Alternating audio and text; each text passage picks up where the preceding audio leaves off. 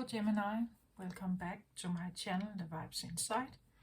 I am Mariana and I am preparing here to do your reading.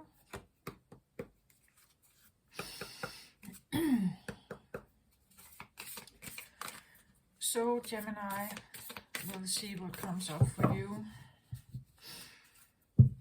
I feel like this round of readings has a lot to do with mindset. I have a lot of blue here, an iridescent silver, transparency, something about speaking, thinking with transparency. There's a sense of clarity and honesty and something going on, something about maybe realizations that you haven't thought about before, something that needs to be said or done, or something that could impact your identity in some way, even. Throat chakra, third eye chakra with the blue, the silver here. I feel like there's the silver, the cool silver for me, and glass like a feeling to it. Also has this crispy, almost like the feeling that you can have when you open your window and there's this bit of a frosty, clear, but very clear and feeling to the air, right? That it's like it's cleansing something in a way. And then I realized for this reading, I don't know if you can see it, but it's like there's this almost like a light that goes through the candle and then it goes out here, if you can see it. I don't know if you can see that glare. And I took a while to just sit and look at it, right? There could be this feeling that something comes in, you know, with such an effect. Like suddenly you just see something for the first time, maybe realizing something, or it becomes very clear, something becomes very clear to you. Maybe for the first time ever, right? Or you're remembering something, or there is a memory, there's a recognition, something.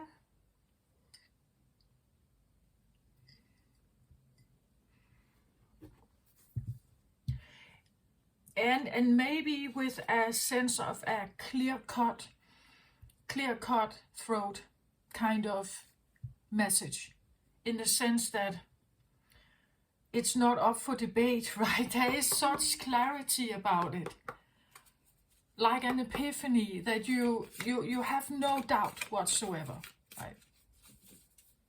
You have no doubt whatsoever. It just is like that, right? It just is.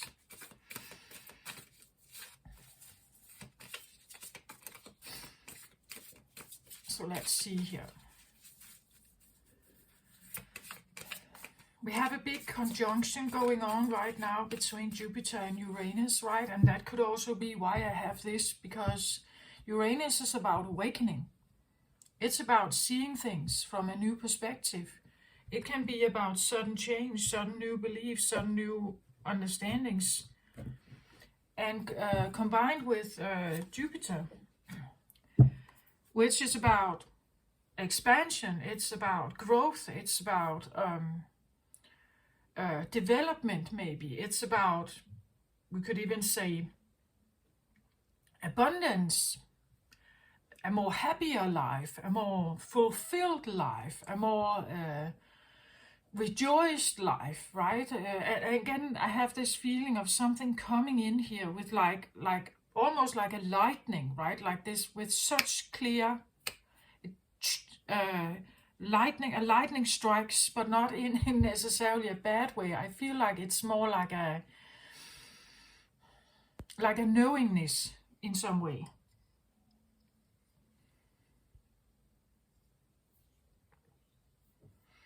It's a knowingness, I feel like a knowingness about something.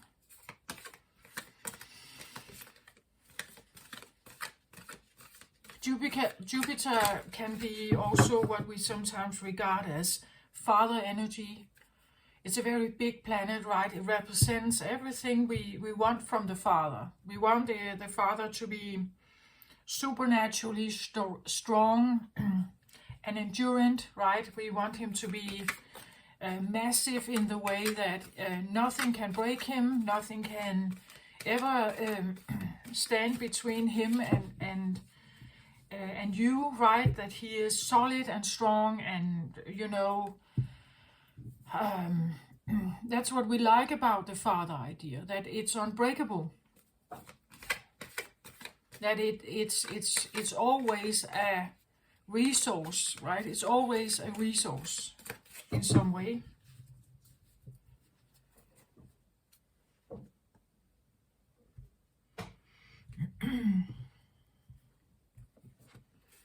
Jupiter is usually also relating to work in some way. Jupiter is known to be like the 10th house. It connects with Sagittarius energy.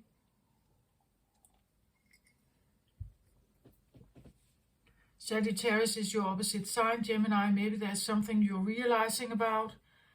Maybe as Sagittarius, or maybe your Sagittarius placement in your chart somewhere. And that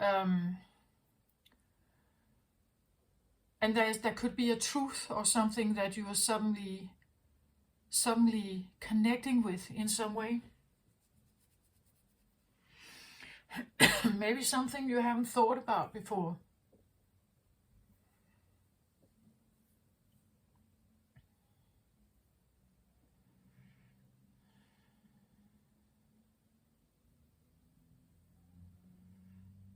Well, okay, let's have a look at this.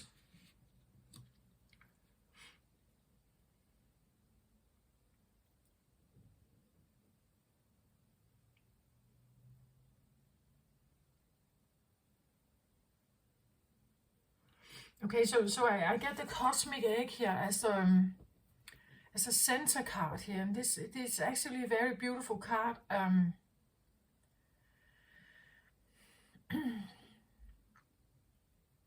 It refers to what is called the divine feminine. I hold the universe within me. I am the force of an ever-expanding love.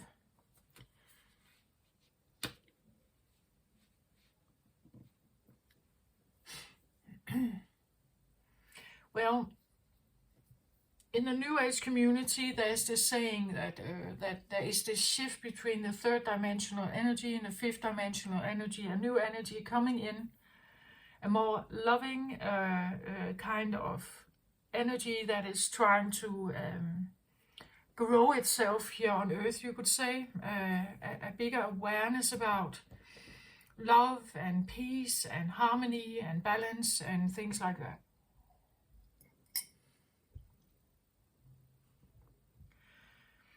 That energy is, of course, going to challenge the already existing very dominant masculine energy. Because the divine feminine energy in all of us is stirring at the moment. That's at least what I believe in. And that energy is asking us to come home, right? It's asking us to embrace something within us that is all around us, but definitely also within us, that is very, very beautiful and very it holds a lot of beautiful love vibrational energies that have been repressed for a long time.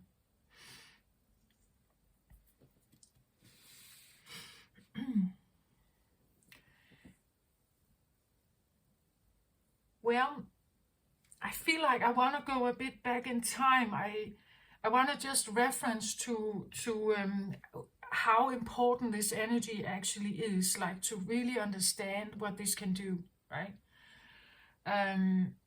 Earth itself is considered Gaia. We call it Mother Gaia, Mother Earth, as if the Earth in itself is somehow a provider for us. It's our home. It's where we live. It's where we come from, and it is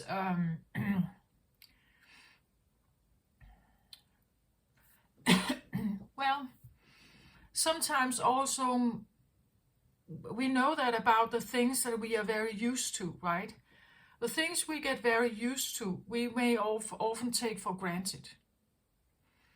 The things we are very used to, we take for granted, and we look for fun outside of the garden, right? We look for fun outside, or we go explore another country or something, because what we already know, it's like when you see the playground for the first time in the kindergarten, it's very fun and very exciting, but when you've been there 5 years, and it's the only playground or the playground there was, you have explored every corner of it, right?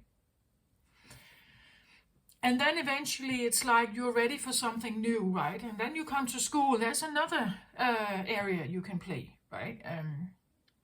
There are new people here. It's a different environment, right? So we explore these different environments to somehow satisfy our need for new information or change or growth. If we take the Earth, for instance, like the Earth has been around for several billion years. It has had its own development stages. There have been ups and downs for Earth. There has been, you could say, problems also, in the sense that there have been changes going on Earth, and sometimes to a certain extent where all life was almost like extinct, and and this is where this comes in now, right? This is where this comes in. When something like that happens, and we know from, let's say, just the hit that killed the dinosaurs, right? That what happened was this massive hit from this asteroid that came in, and it destroyed everything, and all the dinosaurs died and were extinct and everything. A lot of life and vegetation and everything was killed by this.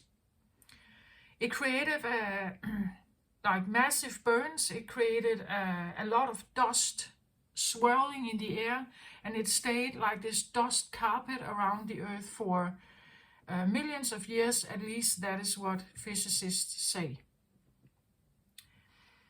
So you could say when something gets a massive hit, Earth itself is going to repair itself, right? It's going to eventually figure out what to do about it. Like it has done it many times before, where there has been extinctions and ice ages and so on. It has done it again. Something happens, it's a change, it goes through some kind of transformation, it adapts, and it still swirls. It still shows up and tries to be fertile in some way, showing up with new life. That's what Earth has done all the time. We, the Homo sapiens, are a result of this as well, and we are probably not the last one being here. I believe that why shouldn't it change at some point? We are probably not the last human species or Homo species. Why shouldn't there become new ones? But this is what she does. Like she recovers, adapts, and then she heals. And then she prevails, right? That is what she has done. Always, that's what she's done. This is what defines some of the divine feminine energies. She's not giving up on her fertility. She's not giving up on her life force. Right? She's not giving up on her ability to offer something, to create something, to make something grow. And with the distance we have from the sun, there are perfect conditions for having you could say, energetic life here that has a form and a certain density. And this is what she does. Like if we talk about Mother Earth or Mother Gaia, that's what she does. She prevails, she endures, she adapts, and she survives, and she provides again. Right? That's what she's doing. That's what she's always been doing. Some would regard the planet as just this flying object out there. Some regard the planet as if it's alive. It has a hum, it has a tone, it has a voice.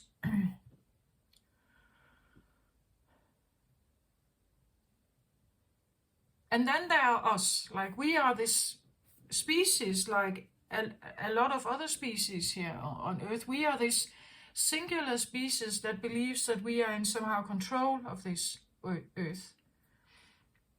That we have the right to do with it whatever we want, right? And we have made this excessive narrative that is controlling our mindset around the Earth. At least if we talk about what we call civilized, bigger cities and so on, industrialized, bigger cities and countries, there's a narrative that seems to have a consensus about that whatever the humans do is legal, or whatever they do is okay because we own the Earth. Human species owns the Earth. We have even divided the Earth into countries with borderlines and something like that. Totally crazy, because who are we to say that that is supposed to, that this is what it's supposed to be? Like, we were not the first ones here. Who are we to say that this is now the rule, right? We were never the first ones here. Something else was the first one here.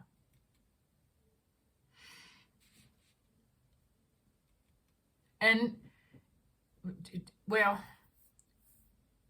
we have made this, that's what I believe, there's this extreme narrative that somehow our brain, because we are trained to do this from when we are young, we are told we are humans, we are given a name, we're given an identity, a belonging to a family. We grow up in a certain environment, we go to school, we are trained into this narrative. And inside these narratives are so many sets of rules and settings and whatever that has nothing to do with the originality of Earth. It's such a diverse maze of thought spin that humans have somehow created for themselves, and we keep each other engaged in it. Like if you are a polar bear in Greenland, do you care about politics? Like, do you care about economy?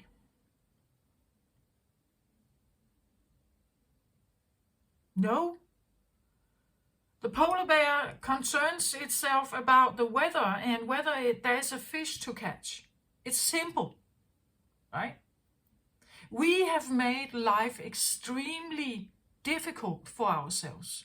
We have so many rules, so many rituals and traditions and belief systems and religions and judgment. If you go through a forest and you see different vegetation there, trees and plants and different bushes and so on, you won't hear them argue with each other whether which one is the most beautiful one. They are all okay there, right? They all belong somehow. They are all accepted. There is such a sense of tolerance. There's such a sense of acceptance. There's such a sense of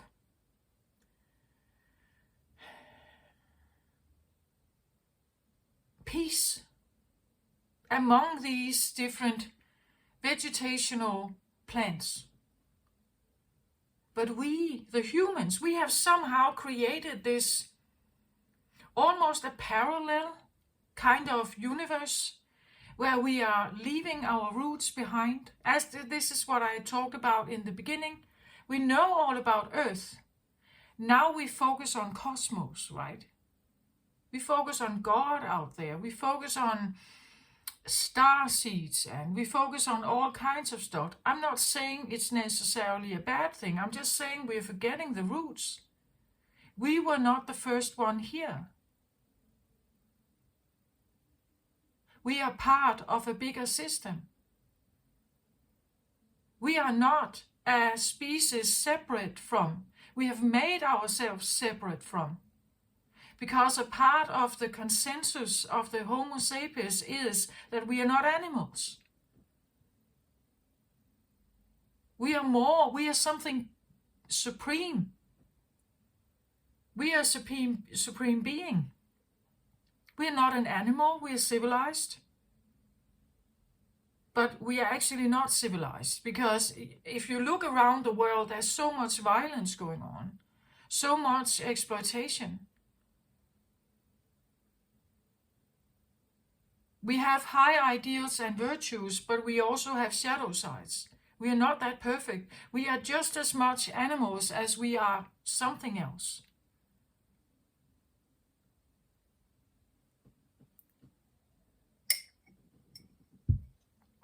But one thing is for sure, our planet, the divine feminine energy, is the peacekeeper. It is the harmonizer, it is the balancer, and it is the healer. Around us, underneath our feet, it's the roots we come from. It is the peace we seek within, and it is and will be the one that heals everything. If we have another pandemic, if we have an asteroid hitting, it will not be the human species that saves everything. It's going to be Earth itself, eventually releasing the dust cloud, eventually looking for the sunlight again. Eventually, she's going to do that. She's done it before many times without even the help of any human being, because we didn't exist at that time.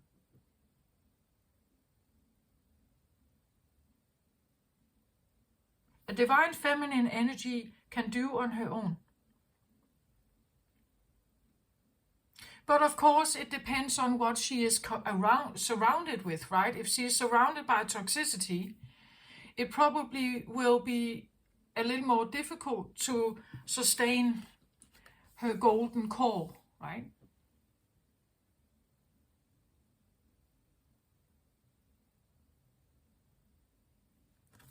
I believe that, well, there are so many expressions of feminine energy out there, but if I talk about the mother energy, I've talked about mother energy before, that mother energy is extremely important in a society where everybody thinks about themselves first.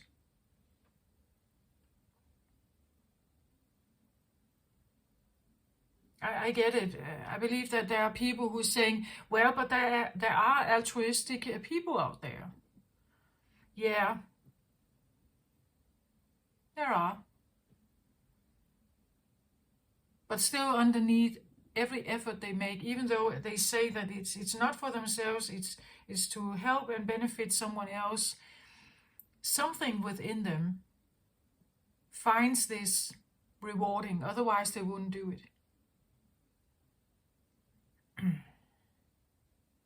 Maybe it makes them feel better. Maybe it makes them feel like a good person when they do this.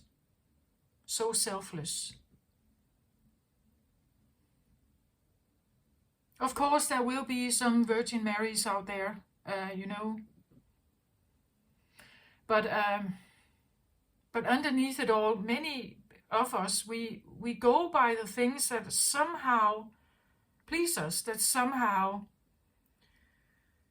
is comforting, that somehow makes us feel better with ourselves.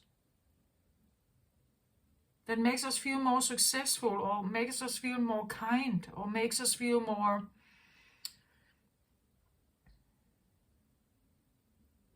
maybe selfless.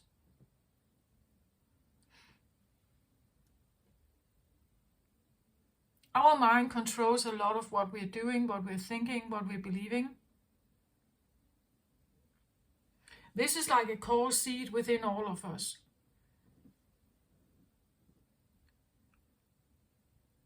And we have gotten very far away from it.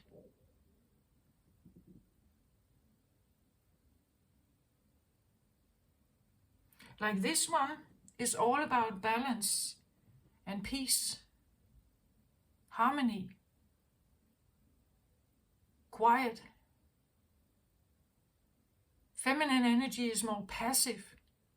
It's relaxing. It sleeps, or we tap into it when we sleep. It's not moving. It stays. It's and we need something to stay. It's an interesting concept, this idea of passive, because everything in this world dictates us not to be passive, right? We must be doers, we must be go-getters, we must go out there and do stuff. But humans actually rely a lot on things that are passive, like the streets. They stay the same way. The trees are positioned in the same way in the garden. It's not moving. We need the streets to stay the same. The house positioned in the same way. The tree the same way. The bushes the same way. The shops the same way. Because if they are moving around during the night, we can't find our way. It becomes confusing. It becomes unreliable. It becomes, it spins, right, in our mind. We need something to stay the same, to navigate our life. Something must stay the same. Some people even like they drive the same route to work every single day, because there's a sense of comfort in that. There's a sense of comfort in something that just stays reliable, that stays in the same way. Everything that is highly passive is something that we should applaud every single day, because we need it. We need it a lot. Feminine energy is passive. It provides a lot of, you could say, a lot of safety for us without us even necessarily appreciating it. Think about it. If you think about your living room, that we may like to a certain point having a sense of order, right? The chairs are at the table. Maybe your television and your sofa or couch is, like aligned with each other in some way. There's a painting hanging there, and there's another one over there, and you have certain plans. Think about it every morning, if this has turned around and moved around.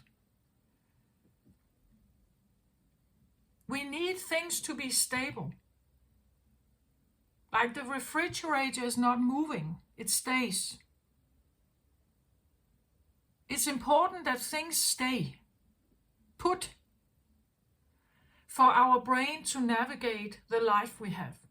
But we take it so much for granted, we don't even think about it. We don't think about the things that are passive, that stand still, that are not moving. We don't expect that when we open the door to the kitchen that all our appliances are talking, right? And moving around out there. The kettle and the toaster and your oven We expect it to be quiet. It's a tool. We regard it as a tool. It's supposed to be like that.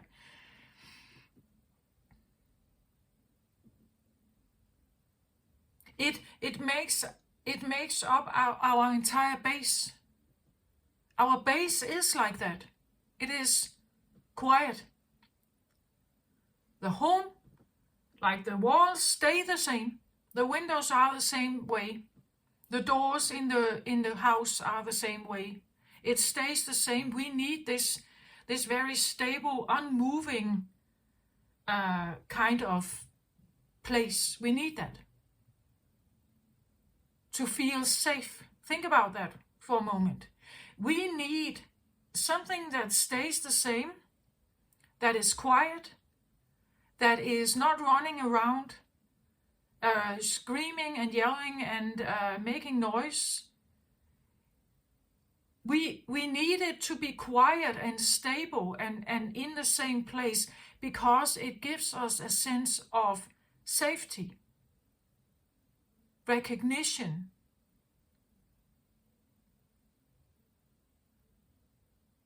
We don't want it to move around. That is confusing. Something has to stay solid and the same. Then we can deal with other stuff out there that is confusing, but there has to be somewhere where it's stable, solid, reliable, quiet, or at least dependable. And it is put in the way we may have wanted to organize it inside our house.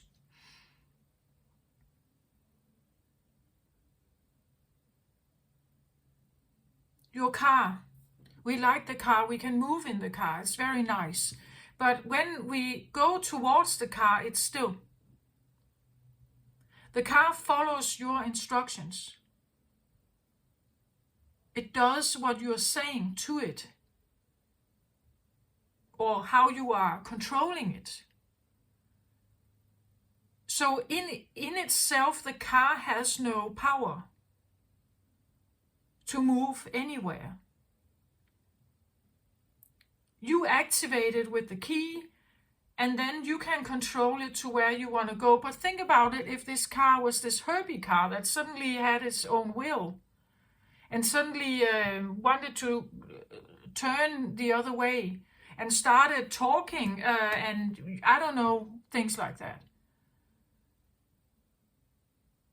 It would take some of the calmness away. It would take some of this security away and control. We wouldn't be able to stay in control of what we are doing.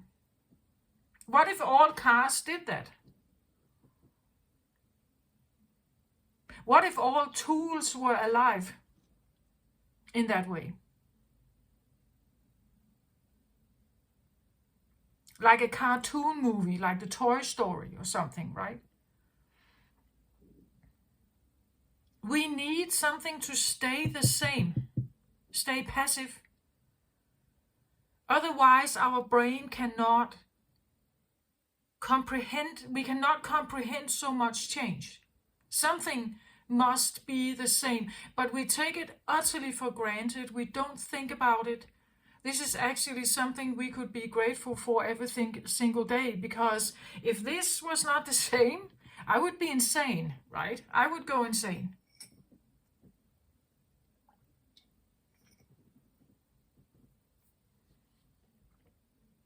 You notice it.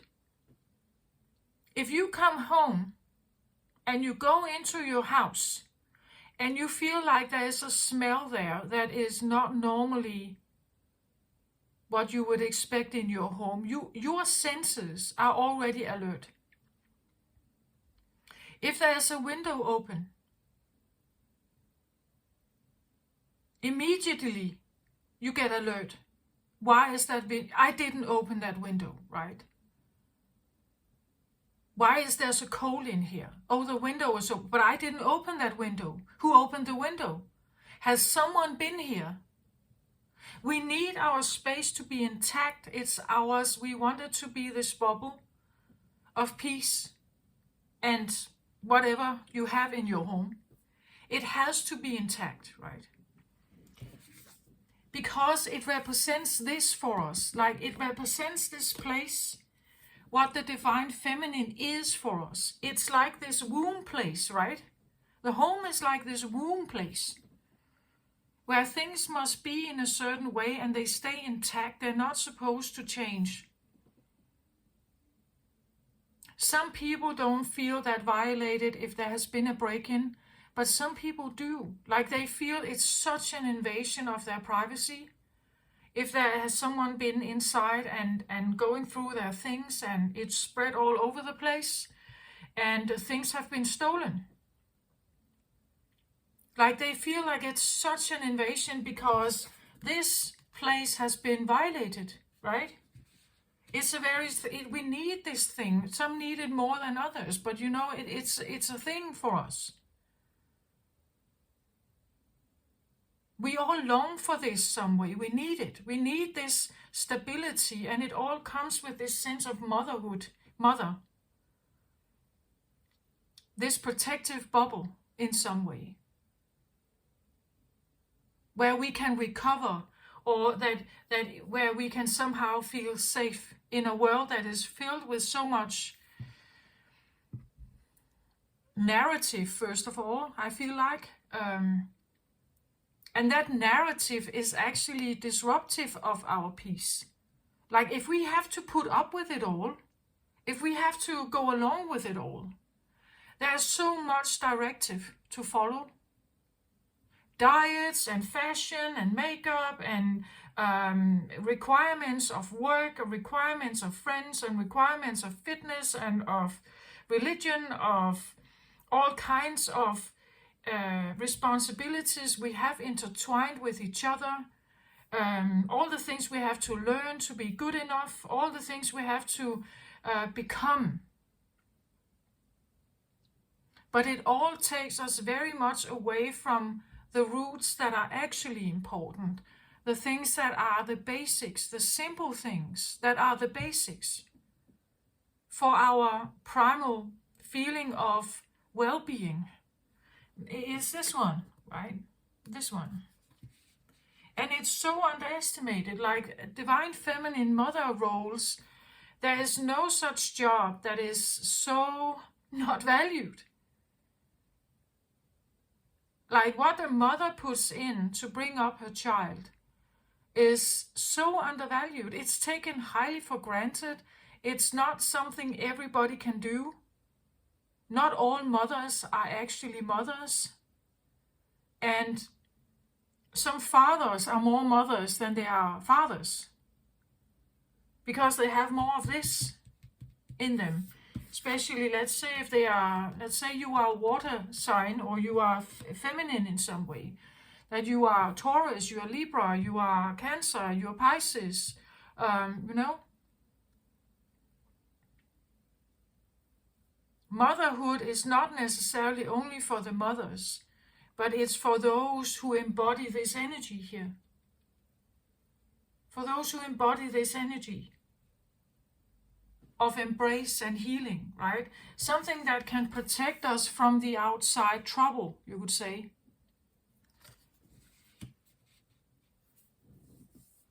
And I feel like in this case, I also want to say protect your brain. Protect your brain from all the directive that's out there.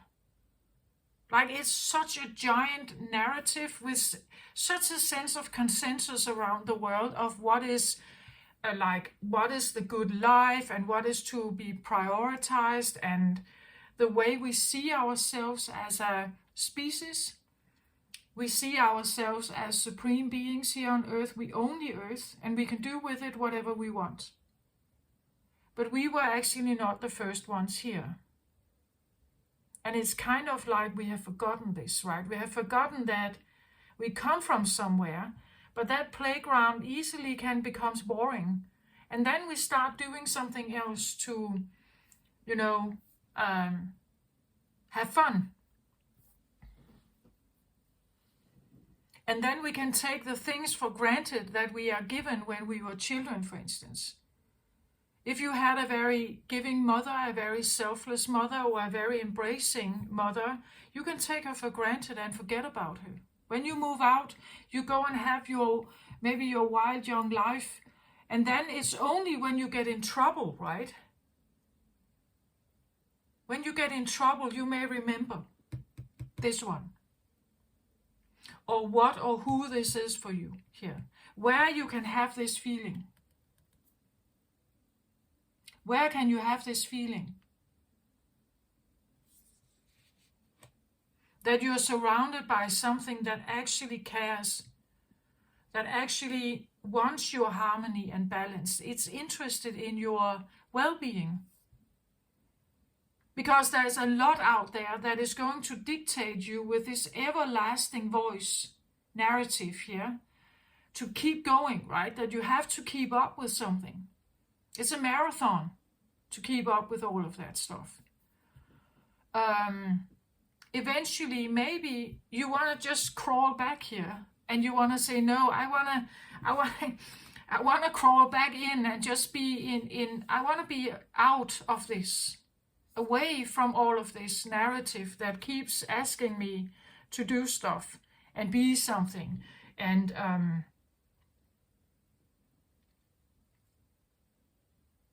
it's such an interesting concept that we have on Earth, right? We have this idea of money and trading, like we are trading goods with each other, or we buy stuff and so on. But a polar bear doesn't buy anything. It goes hunting, fishing in the sea. It finds a fish, right? It catches one. That's it.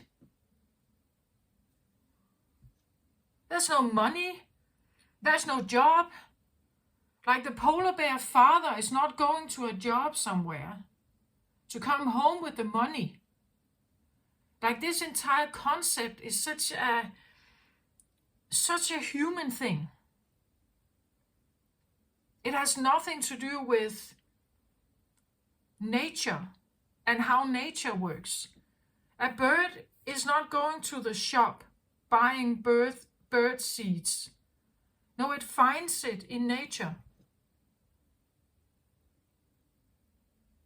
We have just made this concept of making shops and production, and we have organized our own need for food. Some would say that this is brilliant. But again, what is it saying about us? It says that we are looking for, the human species is looking for an equal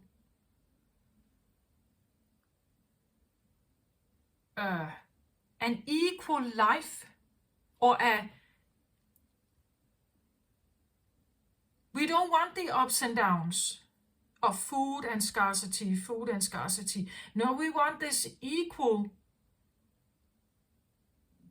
amount of, we're looking for having food supplies to a certain extent all the time, all year around.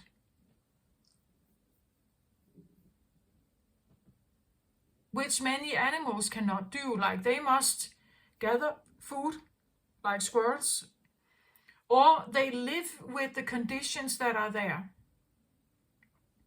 all year round, the shifting seasons. But we have organized ourselves out of this by making industry and by creating food supply.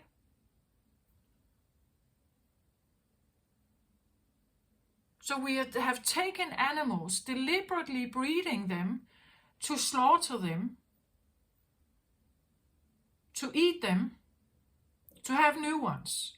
So some would say this is a brilliant way of overcoming nature, or to surpass nature normal season lifespan thing, cyclical kind of life. We have somehow just made it possible to keep an even food supply in that way. but the way we are doing it, the way we are exploiting the fields, the way we have also used like chemicals to get insects away and other stuff to get the most out of the crop. How we put animals in caves and we literally feed them to eat them, right?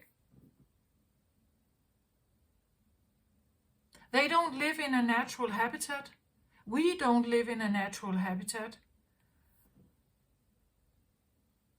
So yes, some would say this is a brilliant way of having like how we have surpassed the idea that nature is the ruler. We have considered ourselves to be the ruler now. Some would say this is a good thing. For the survival of our species, yeah, probably. But again, we don't know how far we can go with this. How far can we sustain supply in this way? There's all this climate talk and destruction of ozone layer and so on. So how long can we sustain our planet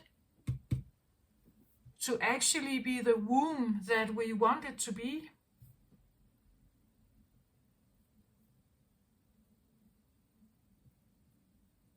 Anyway, but this is what she is about, right? She is about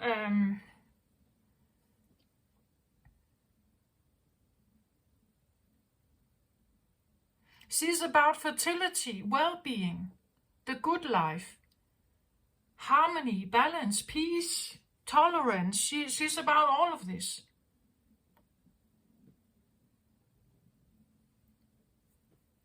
Maybe you have someone like this in your life, or you're remembering some of this, you're thinking about it. Maybe you have concern about this. Again, I had this feeling of like a lightning striking or something coming to you here, like a download or something. Maybe something you remember here.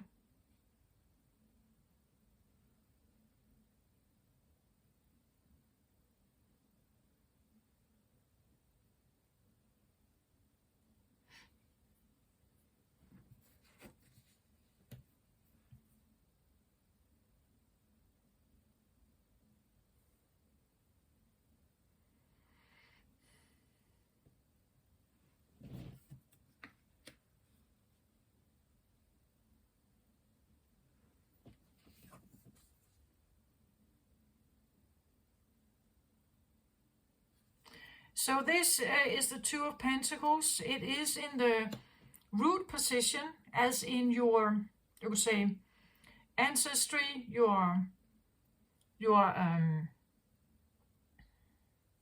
heritage. Again, I say that you are Gemini. You are regarded as the twins, right? And maybe you do literally have a physical twin, right? Maybe you had one. Maybe you realize that you have two sides of a coin here, that you are more than yourself. You could say that you have another side to you. And this other side of you could be this one here, right?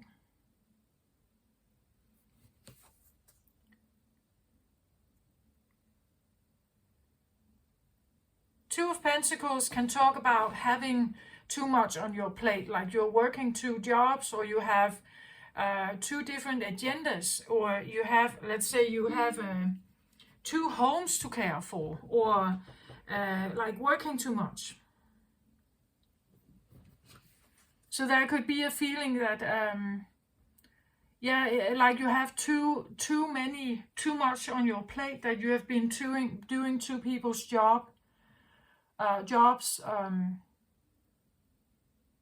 I don't know why I get this feeling of switching, like switching from one to the other. Switching between one and another.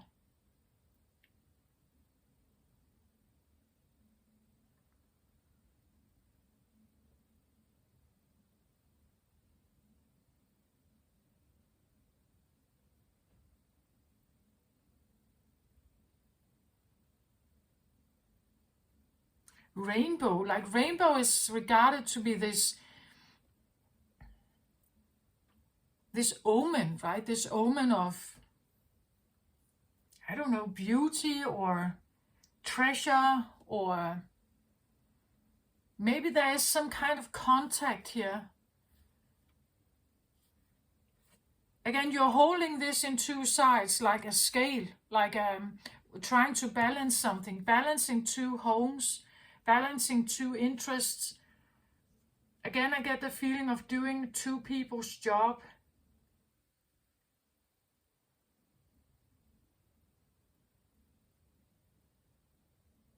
Or having two different interests. Like, you know, like you have one foot in two camps here. One foot, like each of the feet here are in two different camps. Two different identities, two different investments, two different seats here. So two different families, two different jobs, two different, I don't know, workplaces, or let's say businesses, right? Or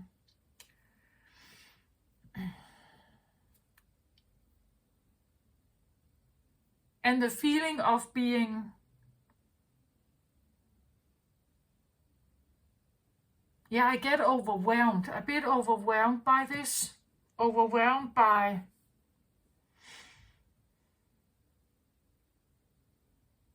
yeah, like there's a lot to do, right? And being a bit overwhelmed by,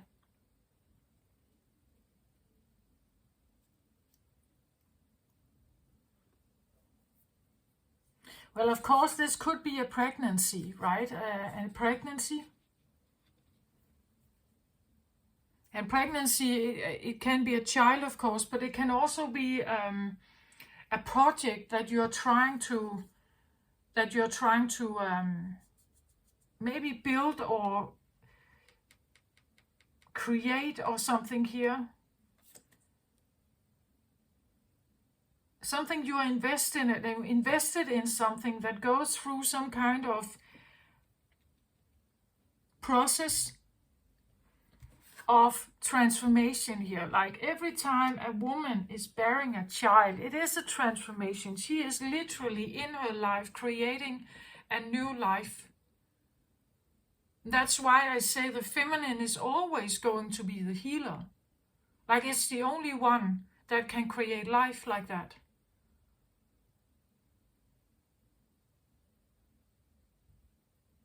It's the only one that can eventually clean everything up and heal it.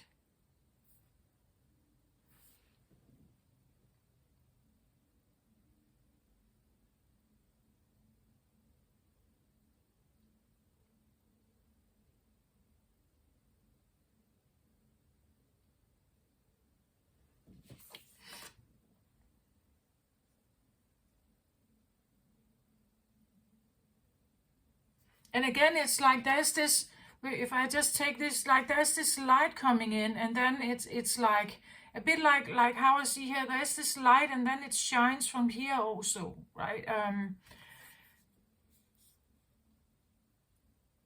Like some kind of awareness coming in here, or some kind of light is put on something, a highlight, a spotlight put on something.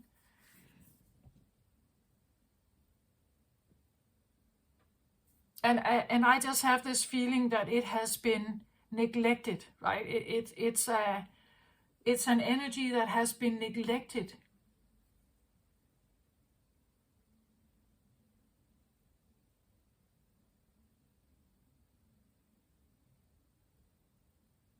For instance, like when I go into a forest, for me, it's not just me going into a forest. No, I'm standing in front of a temple. Inside this forest or temple, there are certain values here. There's a certain spirit here. There's a certain, it's a home of certain life forces that are here. if I enter here, what I do is that I have respect for this place. I respect that now I'm entering something that is maybe not the way I live back home in my apartment, right? But it's a home to something. It's a home to certain elements. It's a home to a spirit. It's a home of, again, the trees don't attack you, right? They don't have any weapons. It's a very peaceful place. You can play in here. You can lay here and sleep. You can camp here if you want to. The trees won't mind. Like they don't care, or not care, but they don't do anything. They're not yelling at you. They will not toss you out. Like there are no weapons. It's a very including place. You will never be tossed out of a forest by the trees. You may be tossed out by other humans, but not by the trees or the bushes. You see what I mean? It's like it has a certain energy feel to it. And when you go in there, it's like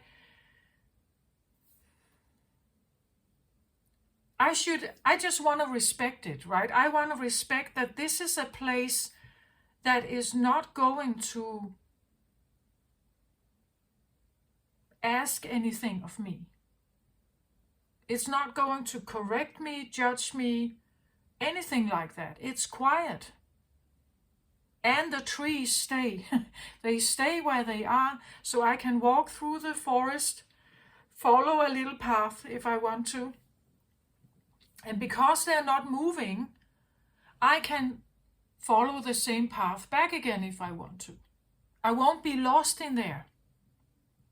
Well, you can get lost probably in a big forest, right? But there is a possibility to get out because they're not moving. And they won't yell at you. I guess that people may find perhaps a dark forest at night a bit spooky, but the forest in itself is calm. Here in Denmark, we don't have, at least not for humans, we don't have animals that are dangerous to us in that way. Of course, I'm aware that there will be jungles and other forests around the world where there are different animals like bears and wolves and things like that that could attack humans. So for those of you who live there, I want to say it's probably about what places or circumstances that give you this kind of feeling. For me here in Denmark, the forest is a bit like that. It has this tone to it for me. But of course, if you live somewhere where there are poisonous spiders and snakes and whatever, then the forest is maybe not the right metaphor for this, right? Then you have to figure out where it may be for you, or who or what it is. So this can be a person, of course, but it can also be a place. It can be a project or something you want to change, or you feel the need to have more of perhaps in your life. Again, remember what she represents: peace, calm, healing, resting, tolerance, balance, harmony, things like that.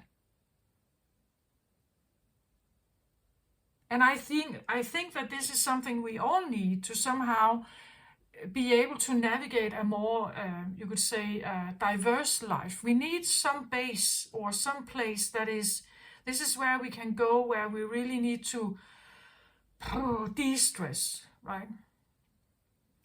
A divine feminine is a de-stressor. So it can be a place, it can be a person, it can be a home, it can be a, I don't know, a camp in the woods or in the mountains. It can be a solitude in some way, maybe. In a place where there is this, maybe a magnificent view, or it's just calm or something, right? But when this is in the center, I get the feeling it's because you are stressed out about something here. You're stressed out maybe about work. It is a pentacle card, right? And this is in the root position, and well, we have all been brought up to this. Like, we have been brought up to be workers, to gather and become clever and work and make sure that we have everything we need. This is what we are brought up to be. I just feel like we have lost some of our roots, right? We have lost some of this. Sometimes we need to rest, right? And maybe you're realizing that, like, it is in the center position, so it is important. Maybe it has come in like a lightning bolt here, that I need to find peace somehow. I need to figure out how to do that. And I am in a position of transformation because I need it. I need it, as I said in the beginning, like, we need it somehow. We need something to be still. Not all the time, but you know, we need something to be still, because it is a signal of something reliable, something recognizable, something we can trust. Well, even sometimes we trust in the bad stuff because it is recognizable and we have learned to live with it, right? But it has to be stable in some way. It has to behave in a stable way. Not just suddenly change everything around. That during the night, now your bed is, and you has suddenly been moved into the living room, and you wake up there. Like that is not nice, right? It's like something has happened while you were sleeping.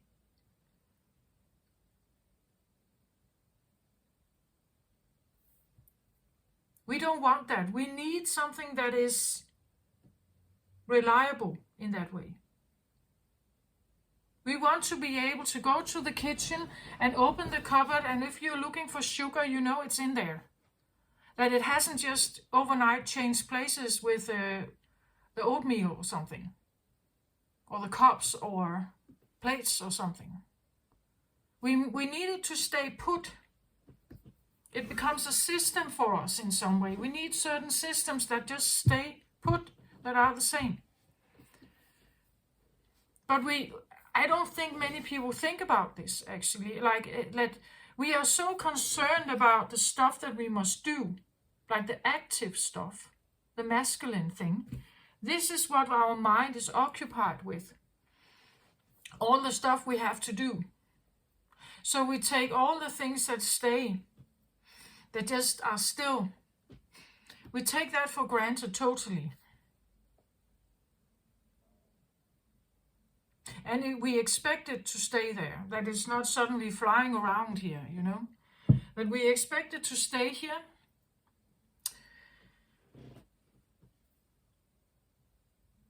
And then I can be active. Maybe, right? I can be active, but it stays.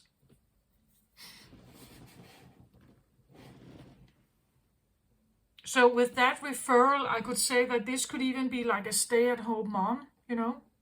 A stay-at-home mom that always is there when you get home from school. She's always there.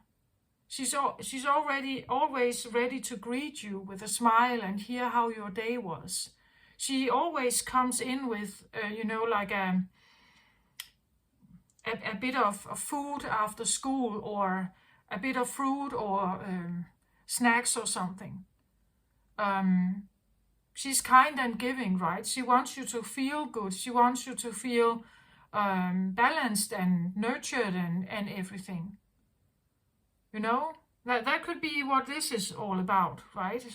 That suddenly realizing a grandmother, you know, a stay-at-home grandmother who you were visiting after school, and every time you came, she had a cup of tea or cookies, and you sat there for a while and just talked a bit because she was there, she was available. She decided to look at you, like she decided to choose you when you came, right? When you came by, she chose you, right? Over her or other shows or her other things in her life. She chose to sit there for an hour or two to listen about your day and to hear about like the ups and downs and everything. And if she could somehow help with something, if she could somehow give something or be of help, she would do it.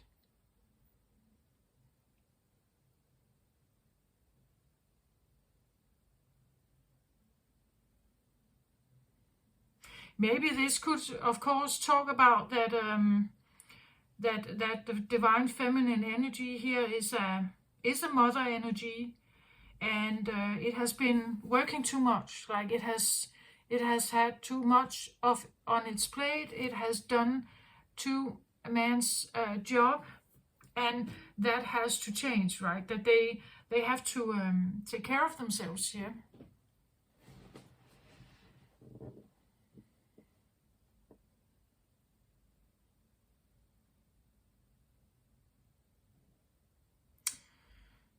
As I said, a feminine energy of being a peacekeeper, a healer, a mother, you could say, tolerant, looking for harmony and balance, and will provide what could help to get those things, right? To somehow balance something out. These are of course beautiful energies to have around, but let's just for a moment think that this energy here has been concentrating on trying to balance something that doesn't want to be balanced. That it has been trying to balance a home, for instance, but in that home there is no one there that actually appreciates the effort. Like they keep stirring up, or they keep, adding trouble, or they keep adding quarrels or disagreements or fighting or something. Then you're doing a two-man's job. It's like you take responsibility for someone else's action towards you, right? And like the mother energy would always try to calm things down. That's how it works. It's like that. It wants to calm things down. But if it stands in front of an adversary that wants trouble, that wants fun, that wants, eruptions, that want fireworks, then it's like you're two different energies, right? And maybe someone feels here like they have been trying to calm something down, but they have been doing the job of two here, because it seems like others around you perhaps may not have actually appreciated what it is that you are trying to do, right? They may not have appreciated what you are about, and they may not have appreciated your effort, your values, and maybe you are looking at how you can somehow transform that energy, right? That you are not the only one, or you don't want to do two-man's job here. That this has to do like another energy. The other energy has to maybe understand that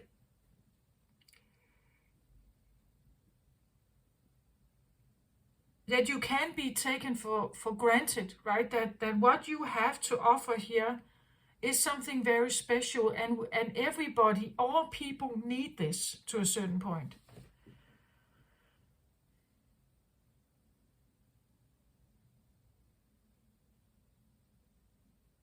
Like we need something recognizable, something we know, something we have gotten used to in a certain way. We need that. If you have lived in the same home since you were born and you are now 20 years old, you know the house in and out. You know all the stairs. You know which staircase quirks or is making a sound, right? You know the kitchen in and out. You know where everything is in there. When you open the refrigerator, you expect that there's milk and whatever you need in there. Because mom has bought it, right? She's always done that. Like she's always done that, right? But then suddenly mom is gone.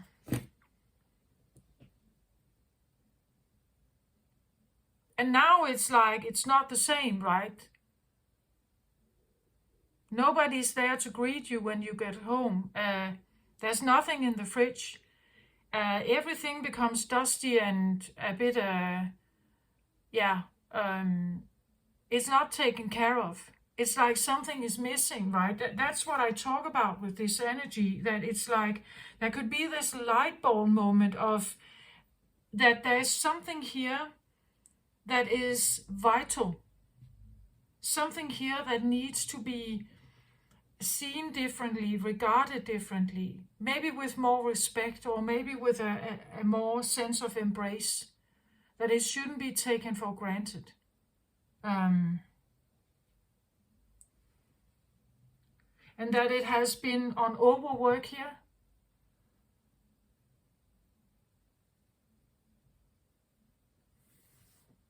That it has been doing two-man's job, trying to keep something, like to keep the peace in a home and then trying to do like a two-man's job. That is not, that would not be okay, right?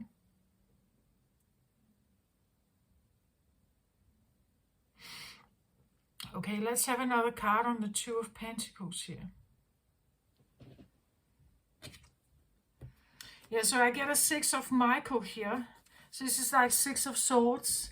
Six of Swords is a card of, to just clarify this one, is a card of wanting out of the troubled water, seeking more clarity and a clearer sky with more sun, more transparent waters, calmer waters, like having been in the ringer, you know, of something and wanting to get out of it, seeking calmer waters. It says here, it's the light at the end of the tunnel. Breathe a sigh of relief and make new plans, relocation or travel. Yeah, there can be sometimes people do this with the Six of Swords, like they move out or move somewhere else. Or you are considering it, right? Considering places where there is more calm here or peace. Where we see there is storm over here, there is clear, beautiful sky. Here's something that is, I talked in the beginning about this fresh, frosty air, you know, where everything is so clear and so, I feel honest in some way. So there could be the feeling of have been dealt with. Again, maybe it is your twin. Like maybe this idea is the twin that you have been dealing with a twin, but you can't do two-man's job, right? That you need maybe time for yourself. Maybe you need time away, or you need a place where you can heal or where you can find more clarity. And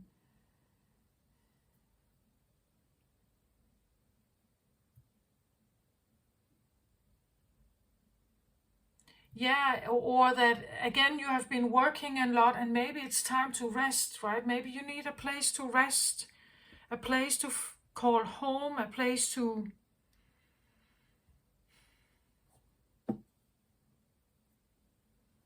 yeah, I feel like that.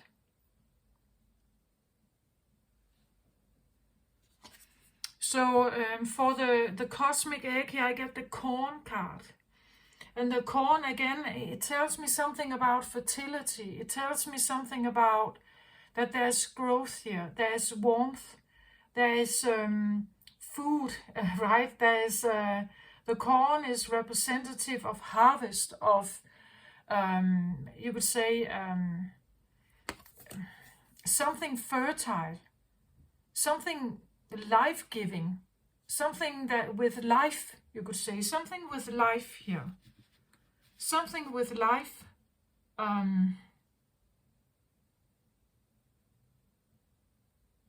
Something that sprouts, right, instead of withers, right? And maybe you feel like you've been in a place where there has been a lot of storm, or it has not been a fertile place. I feel like you would like a happier place, a place with some sunshine here, some fertility, something sprouting, blossoming, something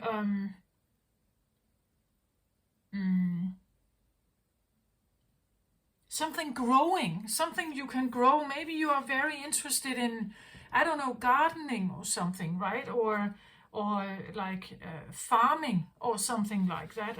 Not necessarily. It's just an illustration about, you know, having something between your hands that isn't dying but is growing, right? There's something that when you touch it, it feels like it's expanding. It feels like it wants to grow. It feels like it wants to open and be fertile and just and it enjoys it enjoys itself.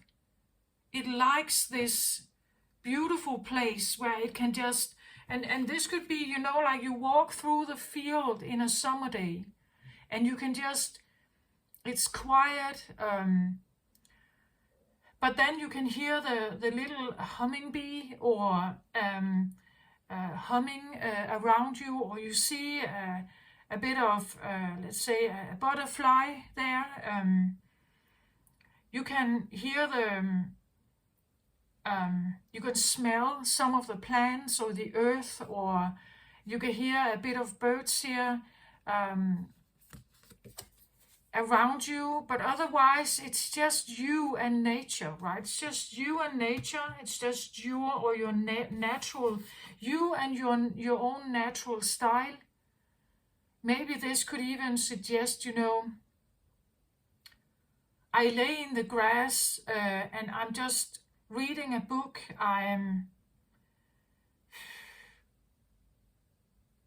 my natural self here. I just open my senses and lay here and take everything in, and there's nothing here that is going to, there's nothing angry here, right? There's nothing angry. Like here, there's nothing angry with me. It's green and fertile, the sun shines. But I come from something here that just feels like it's so negative or so full of trouble, full of so much diversity, full of so much worry perhaps, full of judgment or full of criticizing or quarreling or something. And I can't do two man's job, you know. It's too much. I don't want to do this. I want something quiet. I want the cornfield. I want something that blossoms. Something fertile. Something with, you know, if this talks about scarcity and money lack and, you know, things like that, we could say that this is a happier life. This is a with foundation. Here you are, there's supply here in some way, right? And again, the criticism is the sun is there, right? It's warm, it is happy, it's free, perhaps. It is, and again, the travel, like maybe, as I said, maybe you have a weekend off, you have a few weeks off, you go to the mountains, you walk, stay in a little cottage, you walk through the mountains, fields of corn, and you're just embracing the fresh air and the peace here. Nobody around you, or only something around you that is peaceful. A few cows maybe, you know, and you can just lay here chewing a grass straw and overlooking this cornfield or the water or something.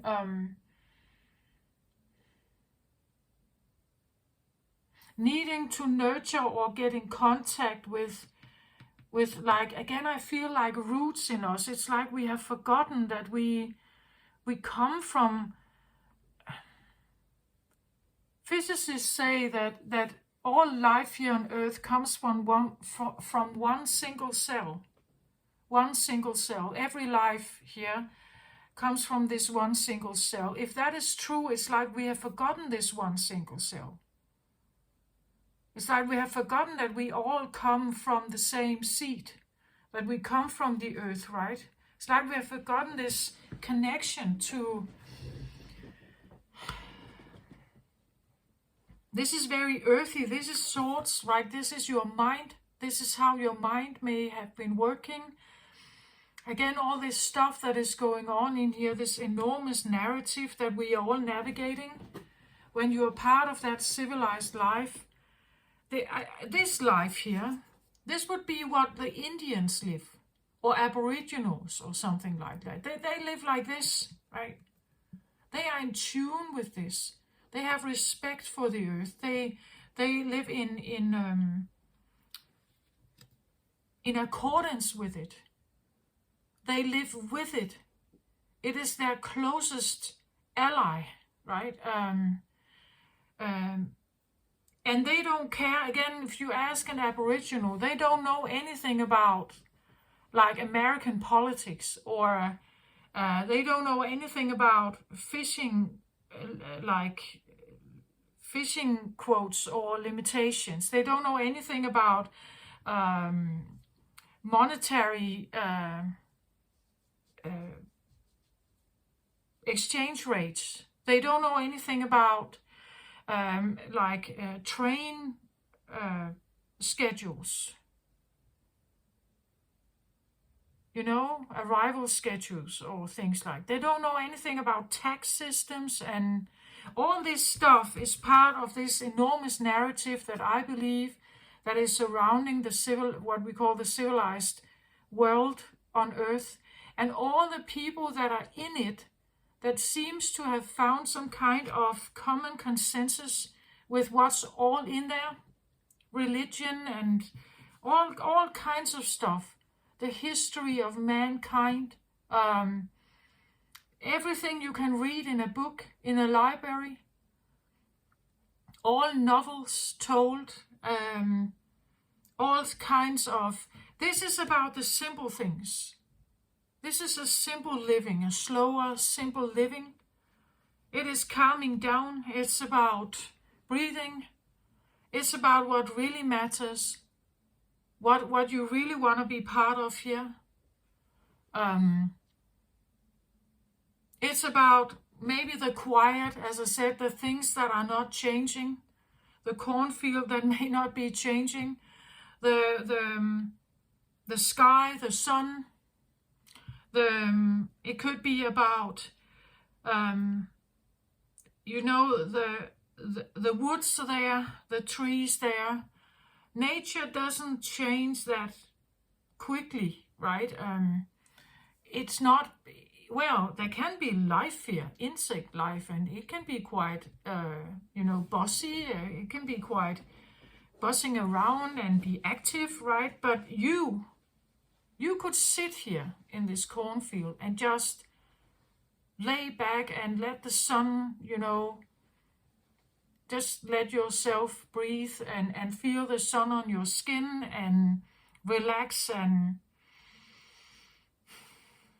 there are no motor sounds here, no aircraft. There's no car sound. There's no machinery here, There's no noise like that. It seems a bit like getting away from the noise, right? Or the noise in some way. Getting back to non-noise. Getting back to this silence or the quiet. The quiet that is reliable and is the same and is passive and is available and is kind and tolerable or tolerate, and it's embracing and things like that. That's what I feel like here. It's seeking, it's a search towards the harmony, the balance, the calm inside.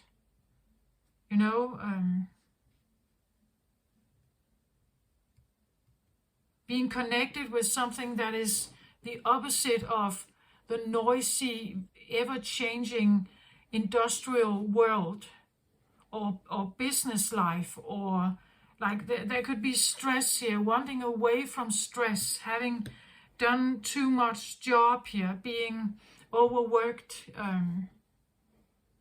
feeling stressed out in some way.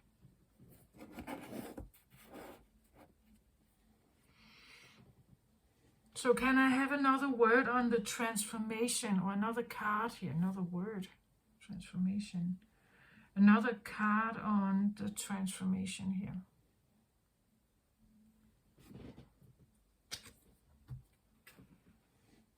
So I get 5 of Gabriel here. A challenge you can resolve, withdraw from the drama of others, have patience with yourself and those around you. Yeah. So the transformation has to do with, I feel like this is a fire card here. So fire can be about your willpower. It can be about your life force energy. It can be about, like when we feel stressed out, typically our life force energy is a bit dimmed. We can even get, stressed, sick. We need to withdraw. We need a more quiet. We need healing, actually. The life force energy is not in its best state. Needing to, again, she's doing a puzzle here. There could be something about needing to redo your puzzle of life, right? But it is a challenge you can resolve, withdraw from the drama of others. And that's what I feel like here, like needing to get away from all this stuff here that is going on, that is constantly around us, right? Other people can throw all their stuff upon you if you're not careful, right? And society definitely does. Society always has something to say. You can just listen to the news. There's always something wrong out there. There's always something to criticize, something bad, something terrible happening, a war somewhere. Seldom you have very good news in the news, right? It's always about the bad stories. We are constantly surrounded by the negative stories here, or the drama, or how people have been acting terribly, or how they have been... there's always this very good and bad judgment going on. Either people are saints or they are devils, or they are, top models, or they are obese, There's always this judgment going on. But here, it's like there's this peace. This place represents something that doesn't judge. That is just embracing how you are. It's not judging. The Five of Gabriel. Five usually talks about a loss or a lack of something. Five cards are about change, but also about, typically in tarot, I feel like there's this sense of being hurt by something, being maybe sick or ill, or but it can be resolved, it can be transformed, it seemed like, and you're trying to do that here, right? You're trying to do something with your life force energy, going through some kind of change. And having a focus, I feel like this, because it's in the center, you're quite aware that something has to change, or you're quite aware that it needs to go through some kind of transformation. It needs to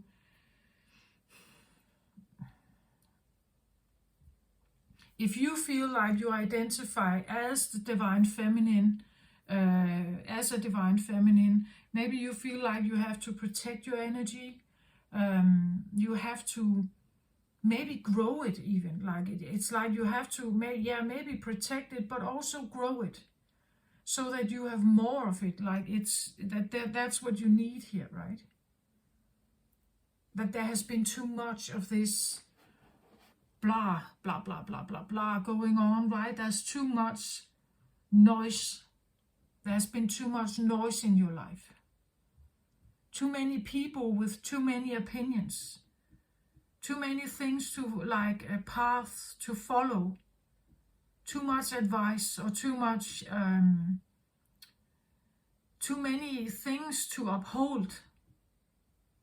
So many roles to play every single day, you know? Like you're doing two-man's job.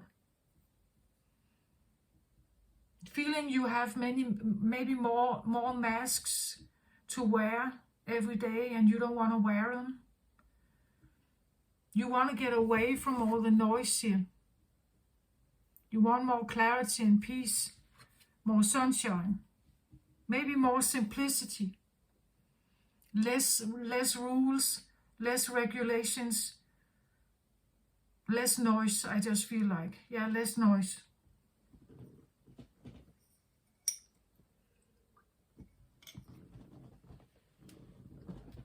I don't know what this is for you. I know some people, they find a lot of de-stressing when they are, let's say, when they are dealing with horses, right? That horses have this very calming effect because they are very empathic. So whatever the corn is for you, right? It just translated into a place, a person, a thing, maybe an animal, maybe nature, something that where you can just feel this, that when I'm here, I'm utterly and always embraced. I'm utterly just accepted as I am. There is no judgment of me. There is no, it could even be God, like, you know, like a God contact or something here, that you feel this extreme connection to Mother God here, right? This enormous embrace that just could come in, this feeling. Maybe you sit in a meditation and you just feel that there's something coming in here, like a light beam here that comes in, and it's just embracing you and just sending you so much love for who you are and what you are, accepting you exactly how you are and where you are, and with a non-judgment, right? That kind of feeling.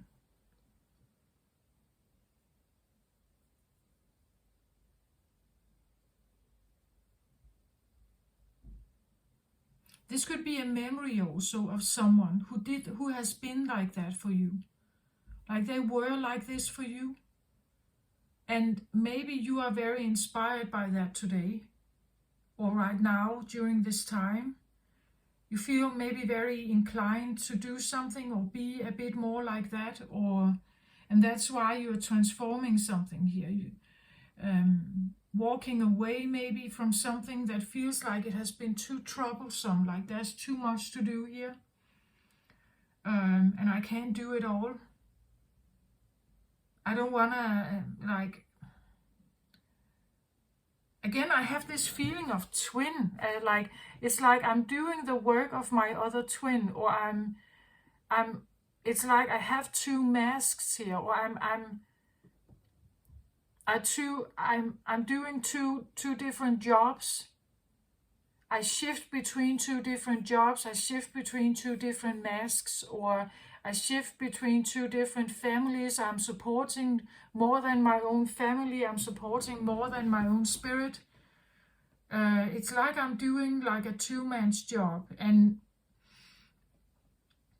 I don't want that, right? I don't want that. Whom I'm dealing with here should, if they want peace and harmony also, they should participate. Like they should like cooperate with me, not work against me, right? And that's what I feel like here, seeking a place somewhere where you feel like, here, I'm not going to be disturbed, I'm not going to be criticized, I'm going to just be embraced. This is quiet. Like this could be a temple, right? Like a Buddhist temple or something where you feel it's very quiet. There's a lot of, it could be church, if you feel like you would be embraced there with a priest or something. It could be a therapist who just has this very beautiful way of opening the door and just accepting you exactly as you are. There's never any criticism or harsh word or any kind of, there's time and space and, things that, you get my point, right? So it's I don't know if it's an awakening thing. It feels to me like with this feeling of this light beam here, like it's almost like this beam of information that just kind of asks you to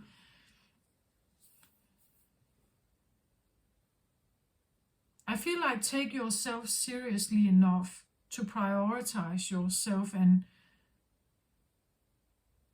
to keep your this intact also, to not wear yourself out, like to preserve it, to preserve your energy and give it where it's appropriate, right? Where people actually appreciate it.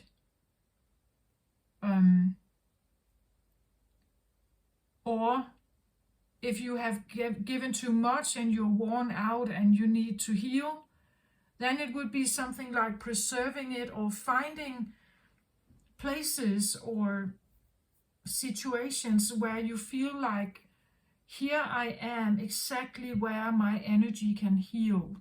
Now I'm home, right?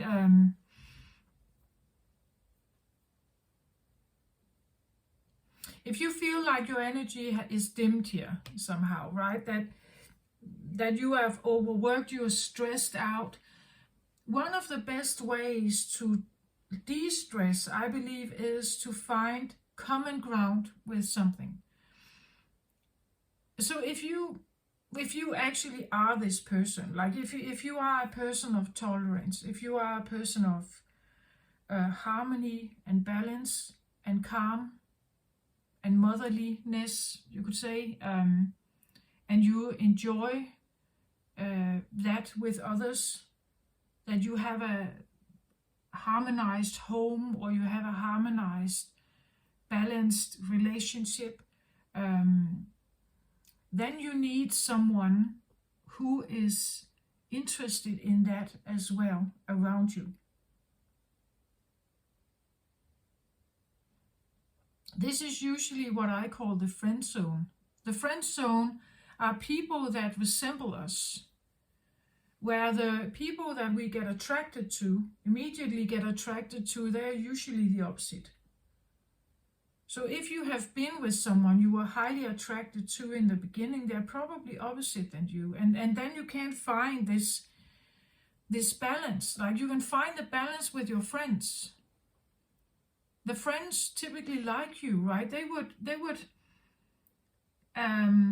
would accept you the way you are. They don't care if you have smelly feet or you had a bad hair day. Like, they accept you for your heart. They accept you for your quirkiness, maybe. They accept you for the way you are, and they may have known you for many, many years, right? When we are dealing with our opposites, and usually we can get attracted to our opposite, it's not going to be that easy, right? It's not going to be an easy ride. I'm not saying that it can be possible to have this with them, but it takes work. And again, as I said, both needs to be interested in finding this out, finding some kind of balance between them, some kind of harmony between two different energies here. Like, both of them have to be interested in that. If you're doing two-man's job, trying to make something work, it's not going to be probably working out. It's way too stressful here.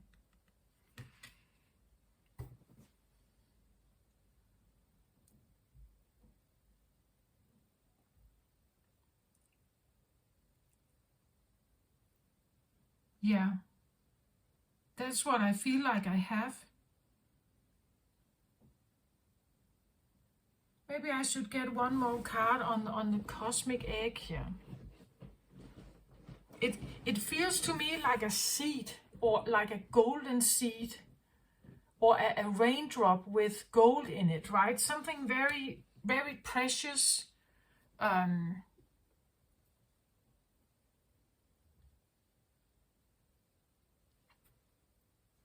Wow. So I get the Emperor here. Interesting.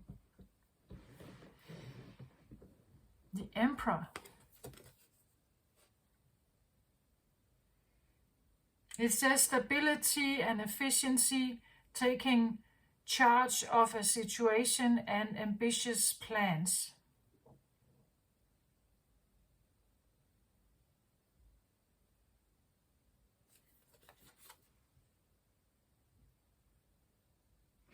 It's interesting that I get the Emperor here, because the Emperor would be what I normally call a masculine energy, right? And this card is about the divine feminine energy. The Emperor could be a divine masculine energy here.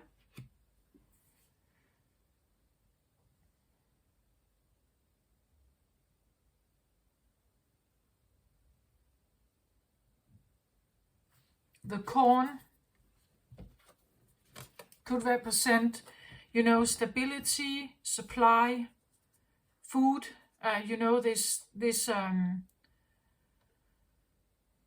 it says stability and efficiency, taking charge of a situation and ambitious plans. I would say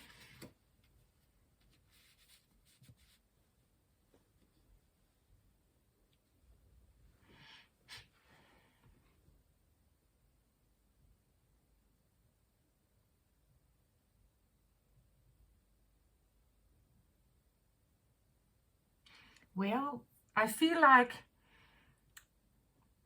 the Emperor is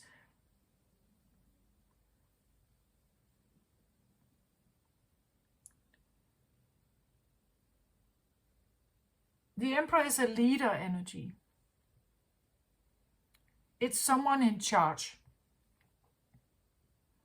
It's about leadership of your life, and that could be what this is. Even as a divine feminine, that you are tapping into Emperor energy here.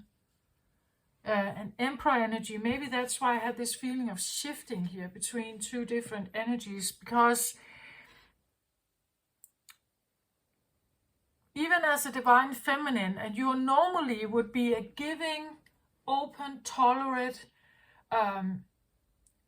balancer, a harmonizer, a peacekeeper.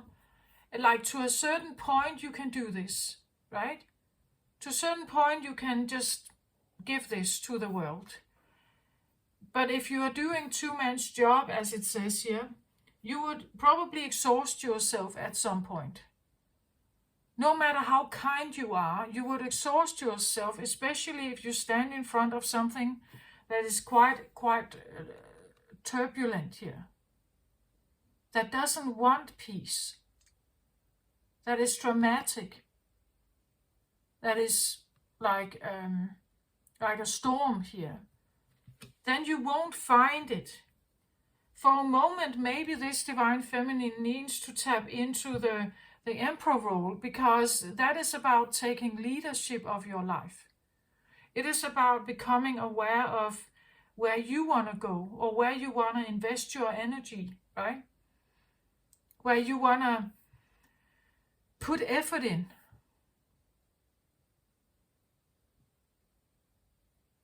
It's about maybe your own honor, right? It's about maybe your own integrity.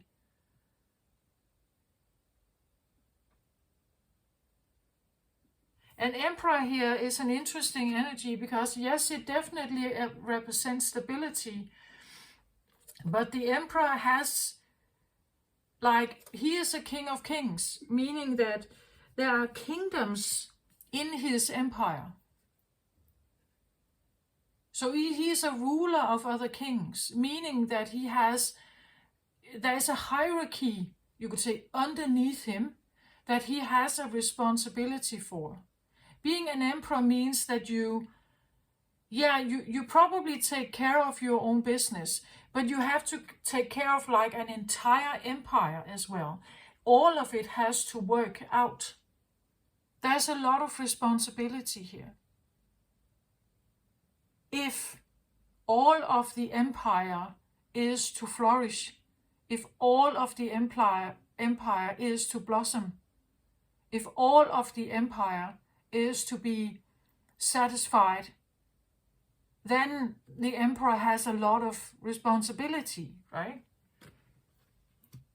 It's on his shoulder, and he's ruling whether that empire is going to be a success or not.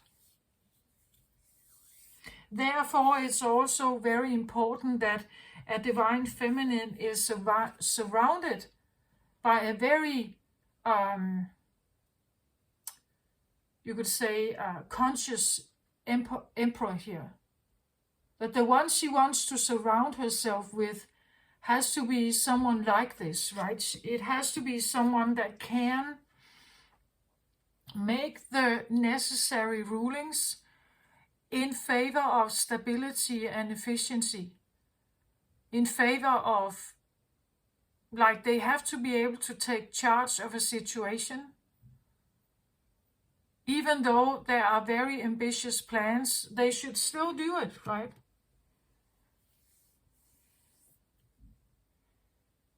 Let's say you have an ambitious plan of world peace. That is probably ambitious, but let's say then you really have to take action. You have to make good plans and take action and be very powerful here as a leader. Otherwise, it won't work, right? It is a purple card, and when it's a purple card, it always tells me something about crown chakra. It tells me something about, again, this download thing here, like almost like something is. There could be a feeling that something speaks to you from a higher realm.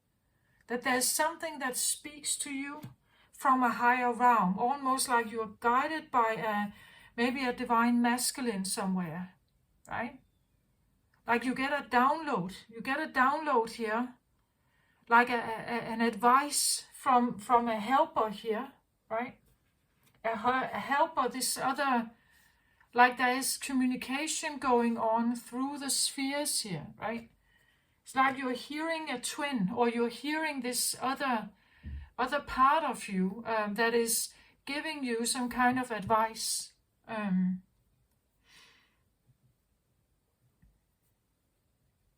It's in favor of your stability, right? It's in favor of your leadership. It's in favor of you Um,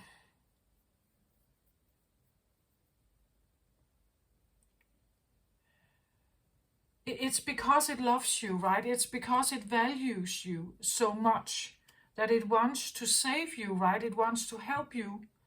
It wants you to become aware of what sacred energy you're holding and how important it is for the world. That nobody sees it. Like some of the passive energy is not regarded as popular, it's unfavored. Like people are called lazy. It's always, when people are recovering from some kind of injury at home or illness or sickness or in hospital, it's always this latent time of limbo where people are always requesting when you come back. Like it's like you have to get this done, this whatever this is, you have to get this done so you can come back and be efficient again, right? We can't just lay there, like laying there or sitting there. It's only probably the Buddhist monk temples that actually appreciate passive activity. The Western civilized world is speedy, like we have to do. We have to be masculine, we have to do, efficiency is favored, speed is favored, taking action and proactivity is favored, and so on, right? That is the agenda that we, at least in that kind of Western civilized, industrialized world that we have grown up with, and for centuries we have grown up with this feeling. We have to be efficient. We have to do stuff, right? We can't hang around and be lazy and feet up and everything. It's not favored. It's regarded as, lazy. It's regarded, it's very unpopular. And you're not paid. Cannot be paid for being calm and still. There's no money in stillness.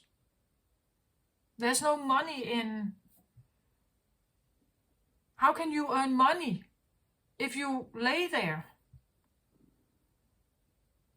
You know?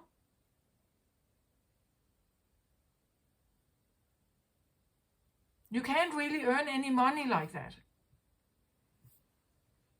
And that is how the society has been like dictating us, right? To do the things that we do, to go to school, to make ourselves good at something, and then earn money.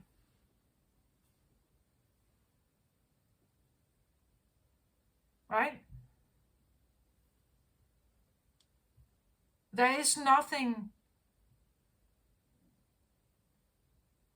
like passivity is also the things that happen to elderly people when they retire, and eventually if they can't work anymore, they can't walk anymore, maybe they are laying almost dying there, they become very passive.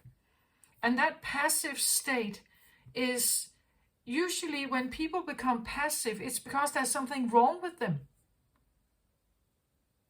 Right? That's how we see it. Oh, they lay around like that. There must be something wrong with them. But maybe they just need rest, right? Maybe they haven't slept at night. Maybe they are overworked. Maybe they're heartbroken. Maybe they are stressed out. So they actually need this time, but there must be something wrong with them, right? Because a normal person doesn't lay there like that. It's not what we regard as normal. Sleeping is okay, right? But otherwise, no, we don't just lay there like that. That's not normal.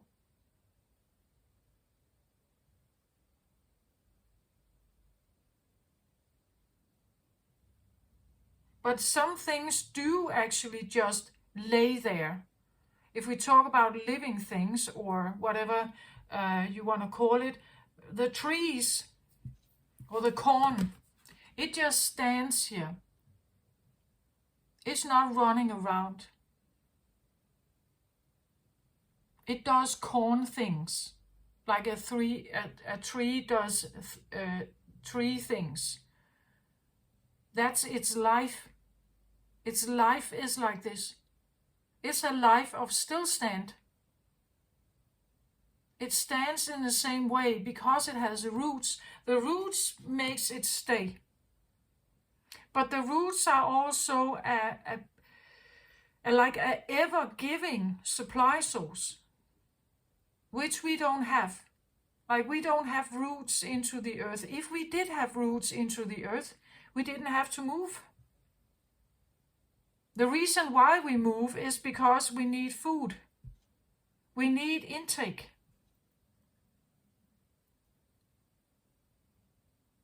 That's the reason why we move, like any other mammal.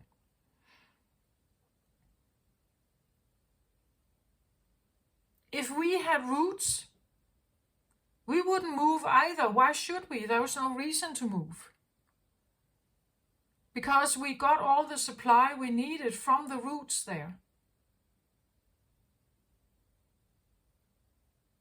Well, as a human, we would probably think that it would be quite a boring life to just stand there, right? Maybe. But these, they don't move. They're quite content here.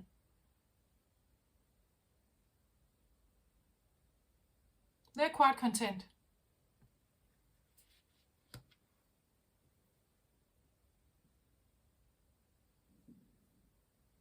The Emperor here, I could even translate this a little bit like Jupiter. Like the Emperor here, a big, efficient, stable, fertile, with a lot of, you would say, supply here. That could be Jupiter, right? So the Jupiter energy could actually come in here and ask you to preserve your energy, or to only allow this energy out when you feel like you're not doing a two-man's job.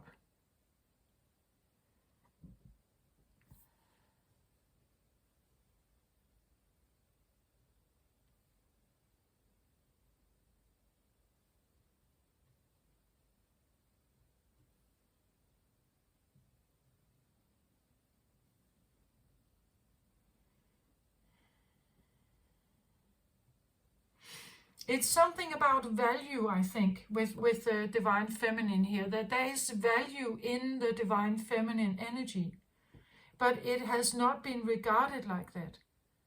And many divine feminines that carry this mother energy, like they don't even know. They have no idea how important this is.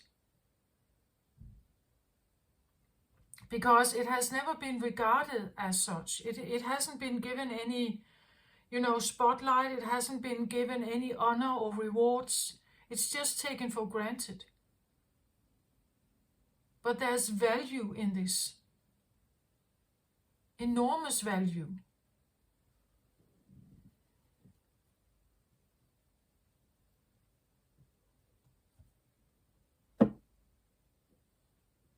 Whenever someone puts their own agenda aside and listens to you, tries to understand you, tries to help you, tries to embrace you, be there for you, heals you, supports you, whatever, and they allow your feelings or your opinions or your ideas to come to the forefront without judging it. Like that energy is precious. It's special.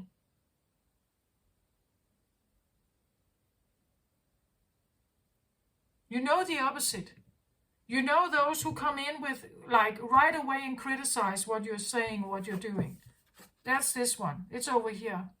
These are the ones, those naysayers, right? But that's a stupid idea. How do you want to fund that?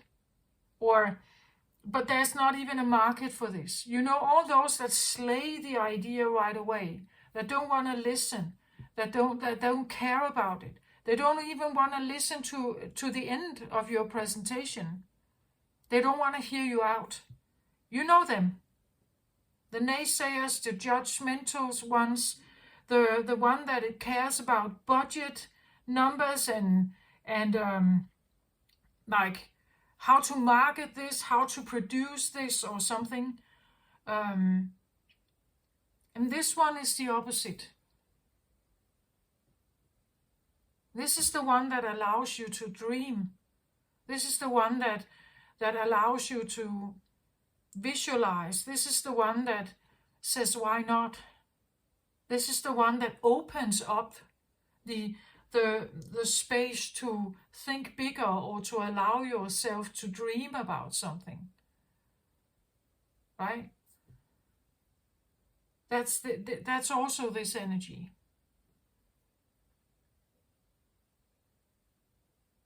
Because they could. Of course, this is a person like everyone else. They do have opinions. They could choose to say this. They could choose to just kill your dream. They could choose not to put you in the forefront and put their own agenda aside. They could choose to have their agenda right there alongside yours. And they could choose to judge you. They could choose to say no. They could choose. It's always a choice to be the one that makes the space available for someone else. To be in the forefront. To talk about your dreams. To be the one that shines for that moment. And she's giving you that attention. Listening to your dreams, listening to your fairy tales, right? Listening to what you have experienced. She takes joy in your triumph. She celebrates every beautiful thing you have experienced. And she may even suffer with you when you are feeling bad, right? She may want to help you when you feel bad. That's this energy. It's like a Mother Mary Kuan Yin kind of energy.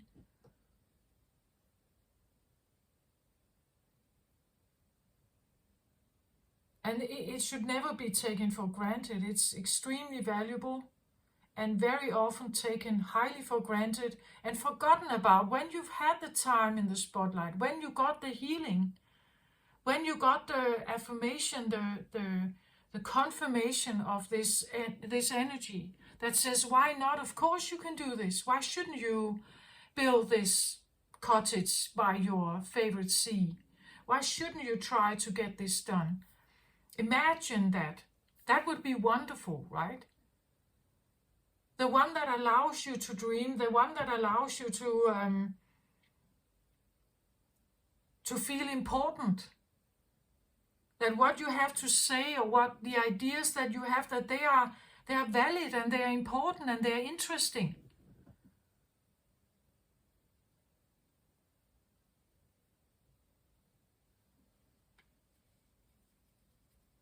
That's this energy here. And if we don't have it around, it's going to be a very cold world. A very cold world.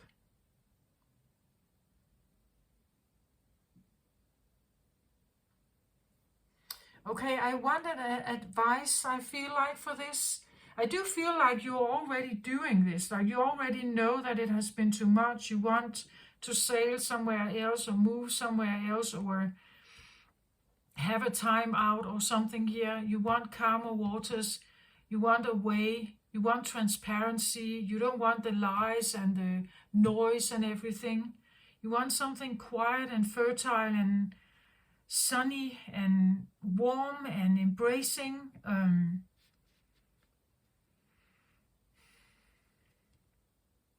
You want to redo your puzzle here. It's a challenge perhaps, but you can resolve it.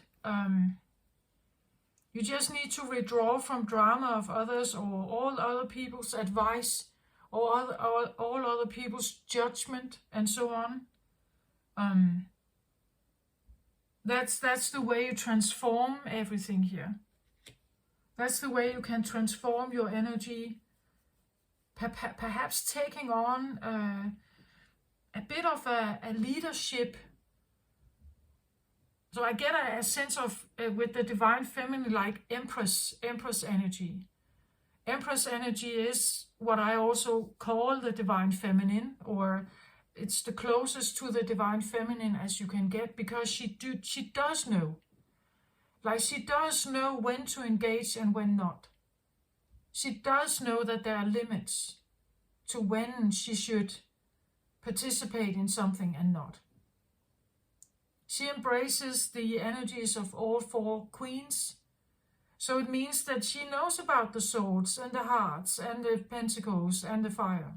She knows when to, like, use all of this. How to use it in her own space, you could say. She can be quite self-sufficient, an Empress. Again, she is protecting her energy. It's important that she is intact, you could say. She's usually quite magnetic. She can draw things to her, like the things that she needs, right? But but the reason is because she's protecting her core, right? Like she's becoming this golden magnetic seed here, or this golden magnetic person. And that is the reason. It's because she keeps this intact. That's why she is attractive. That's why she's interesting. That's why she is, and she does have integrity. She does know her boundaries. She's not putting up with noise and bullshit, right? She's not even engaging in that. She would never overwork herself. Why should she? Right?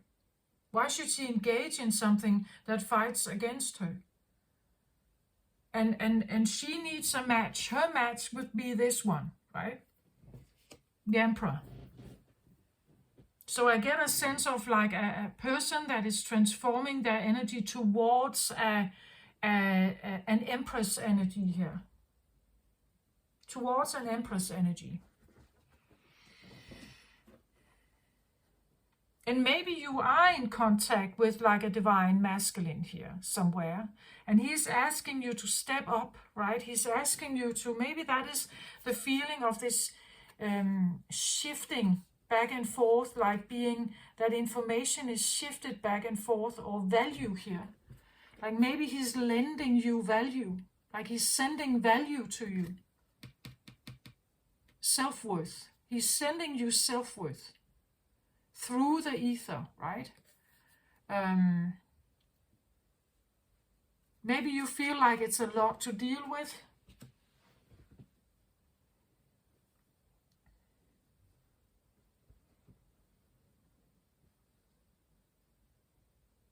Of course, it could be the other way around, that you are sending information towards someone that you want to prefer to see as an emperor here. Your opposite, that you are sending something to them, right? To tell them what you're looking for, to tell them what it is that you want from them, to tell them to step up and come in right, and so on, right? That could be also what there's this feeling of like it's in the ether here, right? Like it's a rainbow, but it's in the ether. It's like there's this some kind of connection of, I don't know, telepathy or something.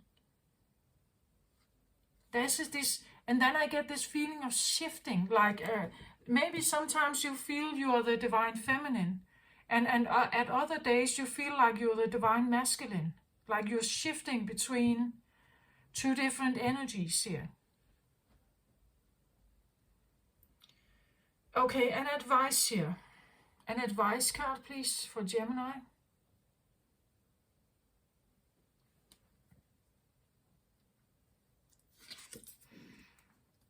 So I get this card here. From the Priestess of Light. oracle deck here. So I get bright heart light, open connections. And she stands right in the middle of the forest with a beautiful green color representing the heart chakra.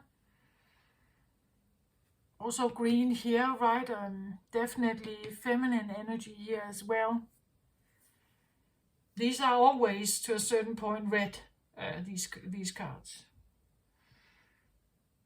But she's very beautiful here. She holds a heart over her heart chakra here.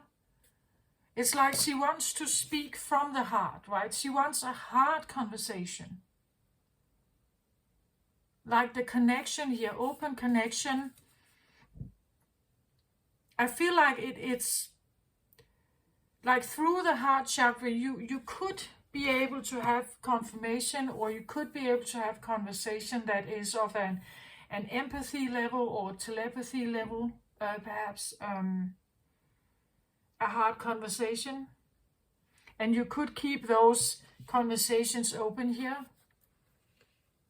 but then it's a hard communication, and if the one you stand in front of have a closed off heart, you will hear nothing. There will be no exchange. Maybe this feeling of like incoming beam of light, I don't know if you can see it still,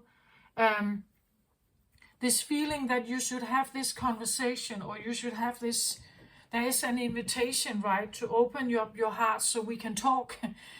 Open your heart so we can talk here.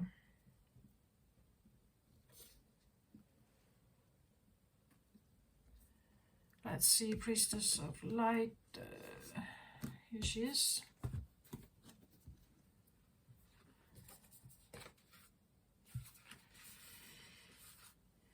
So that would be this card here. Beautiful green card.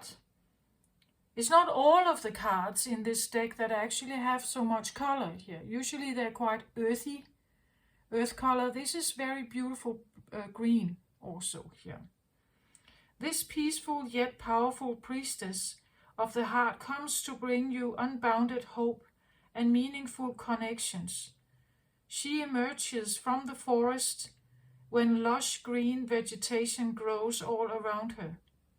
Like the woman pictured here, a brilliant radiance is sourced at your own heart center, with rays reaching out to the world. Even if you try to contain it, your soul light is energetically vibrant and always longing to connect.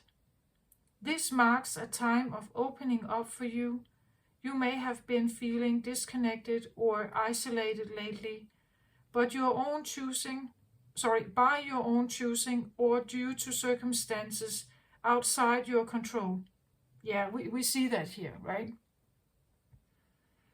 Either way, you're getting ready to come out of the trees and forge the profound soul-to-soul connections that enrich your life and bring you into alignment with the universal field of unlimited abundance.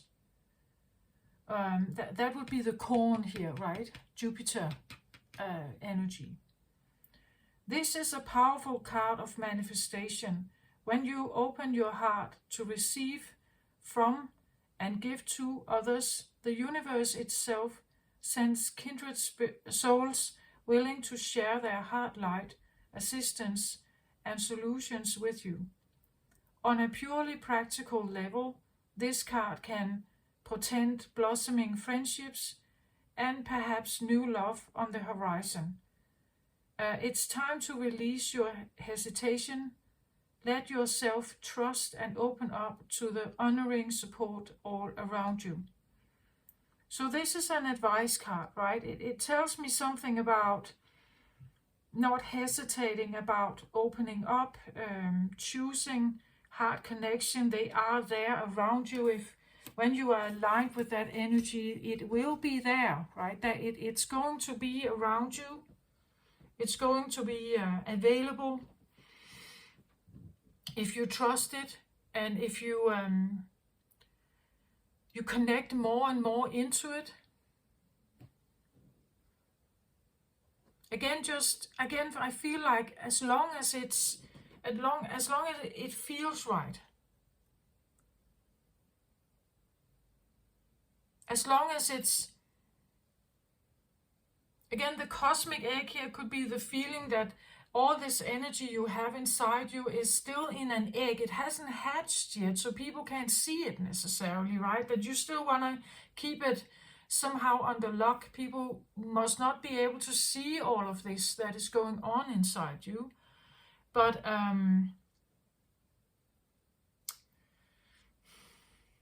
egg probably is going to hatch at some point. There could be this feeling of maybe you shouldn't try to keep it in. Maybe you should just allow it to hatch or open when it's ready.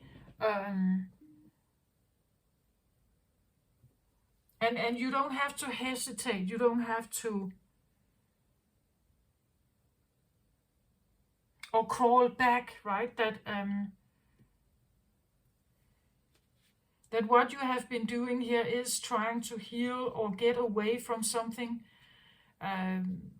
Maybe you are already this Empress, right? This Forest Empress here. Maybe you are already this Forest Empress, and you shouldn't be afraid to let people see that.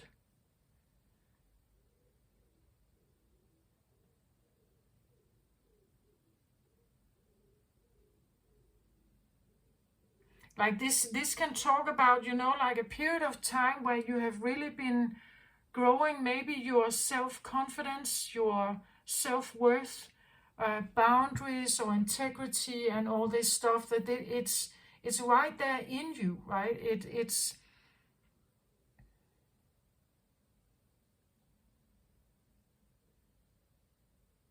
and we see it's like the puzzle is done, right? You have actually managed to do this. It's almost there.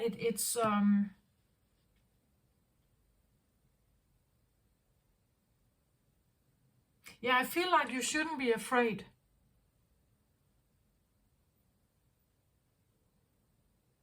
That's what I get from the card, right? You shouldn't be afraid.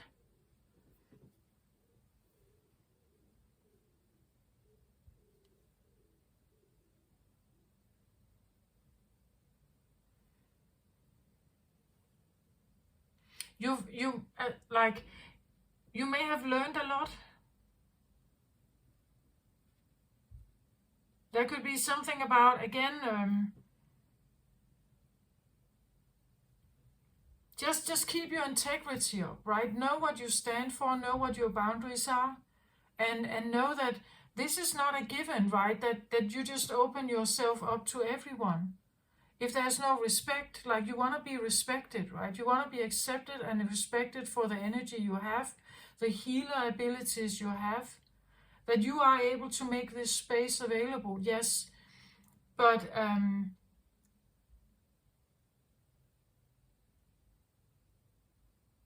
it is to be respected. But I do think like it's not even going to be an issue, because the way she comes across here has that. Like, an Empress energy has integrity. It has authenticity. It has confidence. It has power, I want to say. It does know its worth. It has value. It does know it. And therefore, it's like people wouldn't come and just, like, expect you to pour out all your healing heart towards them. Not anymore, I think. That's not like this one. Like, if people stand in front of someone like this, they would recognize that there's something about this one. Another thing with this is that that an Empress, usually she's very, very intuitive and very clever, right? She can look right through the boundaries and masks of other people, right? She doesn't, even care about the masks. She knows that they are there. But again, it has nothing to do with her, right? Like, if other people wear masks, it's their problem, right? Or it's their choice. It's not her choice, right? It's not her choice. It's not her choice. She has nothing to do with that. If someone wants to take off their mask and live a different, more authentic life, it takes a choice and it takes a will to do it. She could be able to help you, but she is not forcing you in any way. It's not divine feminine. She would never force anyone. It's not in her to do that. But she can also not be forced by other energies, right? That's kind of what she's like.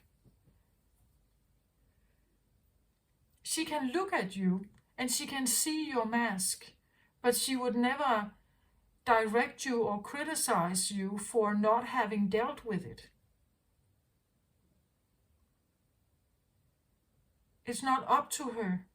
She's concerned about her own energy here and keeping that one intact, right? That's important for her.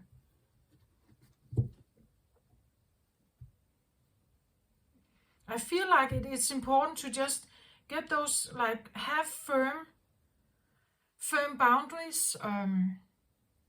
Again, your language, you don't have to engage in stormy conversations here. Pick out conversations. Choose, right? Choose your words.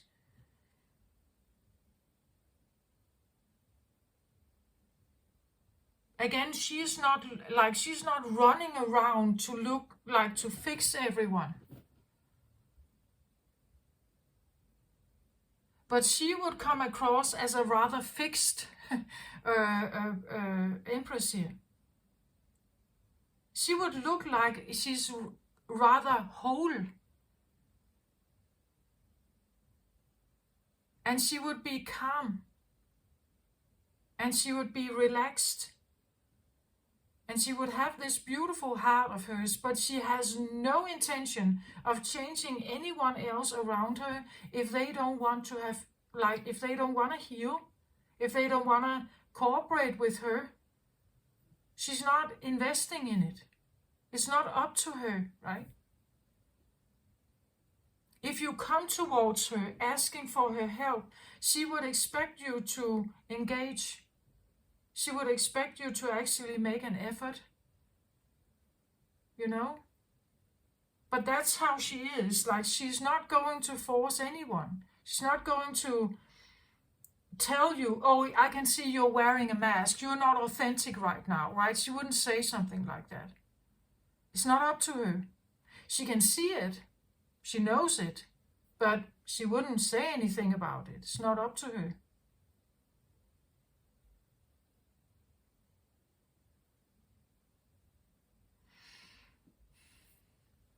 That's what I feel like about her.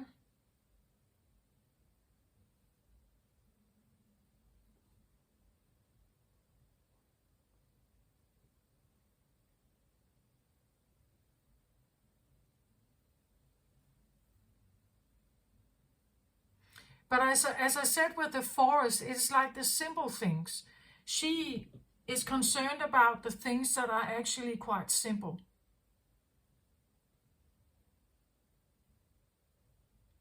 Probably your heart.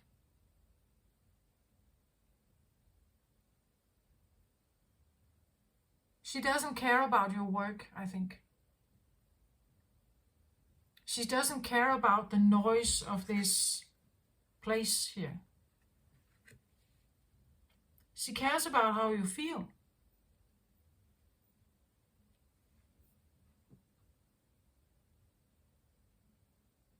And what could be done to have a different life, perhaps? But she wouldn't criticize whatever choices you want to make with work or something. That's all up to you. You need to figure out whether you can find your happiness there. She has figured out where she can find her happiness. That is what this is about. Figuring out where you can have that happiness. She has figured out hers. Can you figure out yours? Right? But never taking responsibility for someone else finding that out. Never again doing two-man's job, right?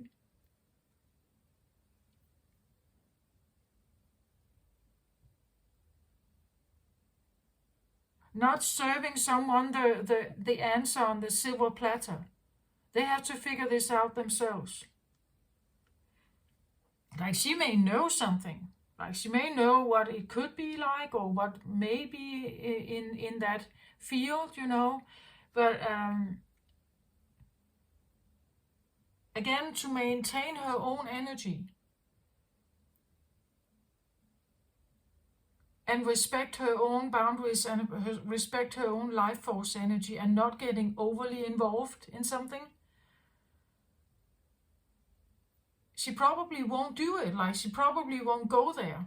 Not anymore, right?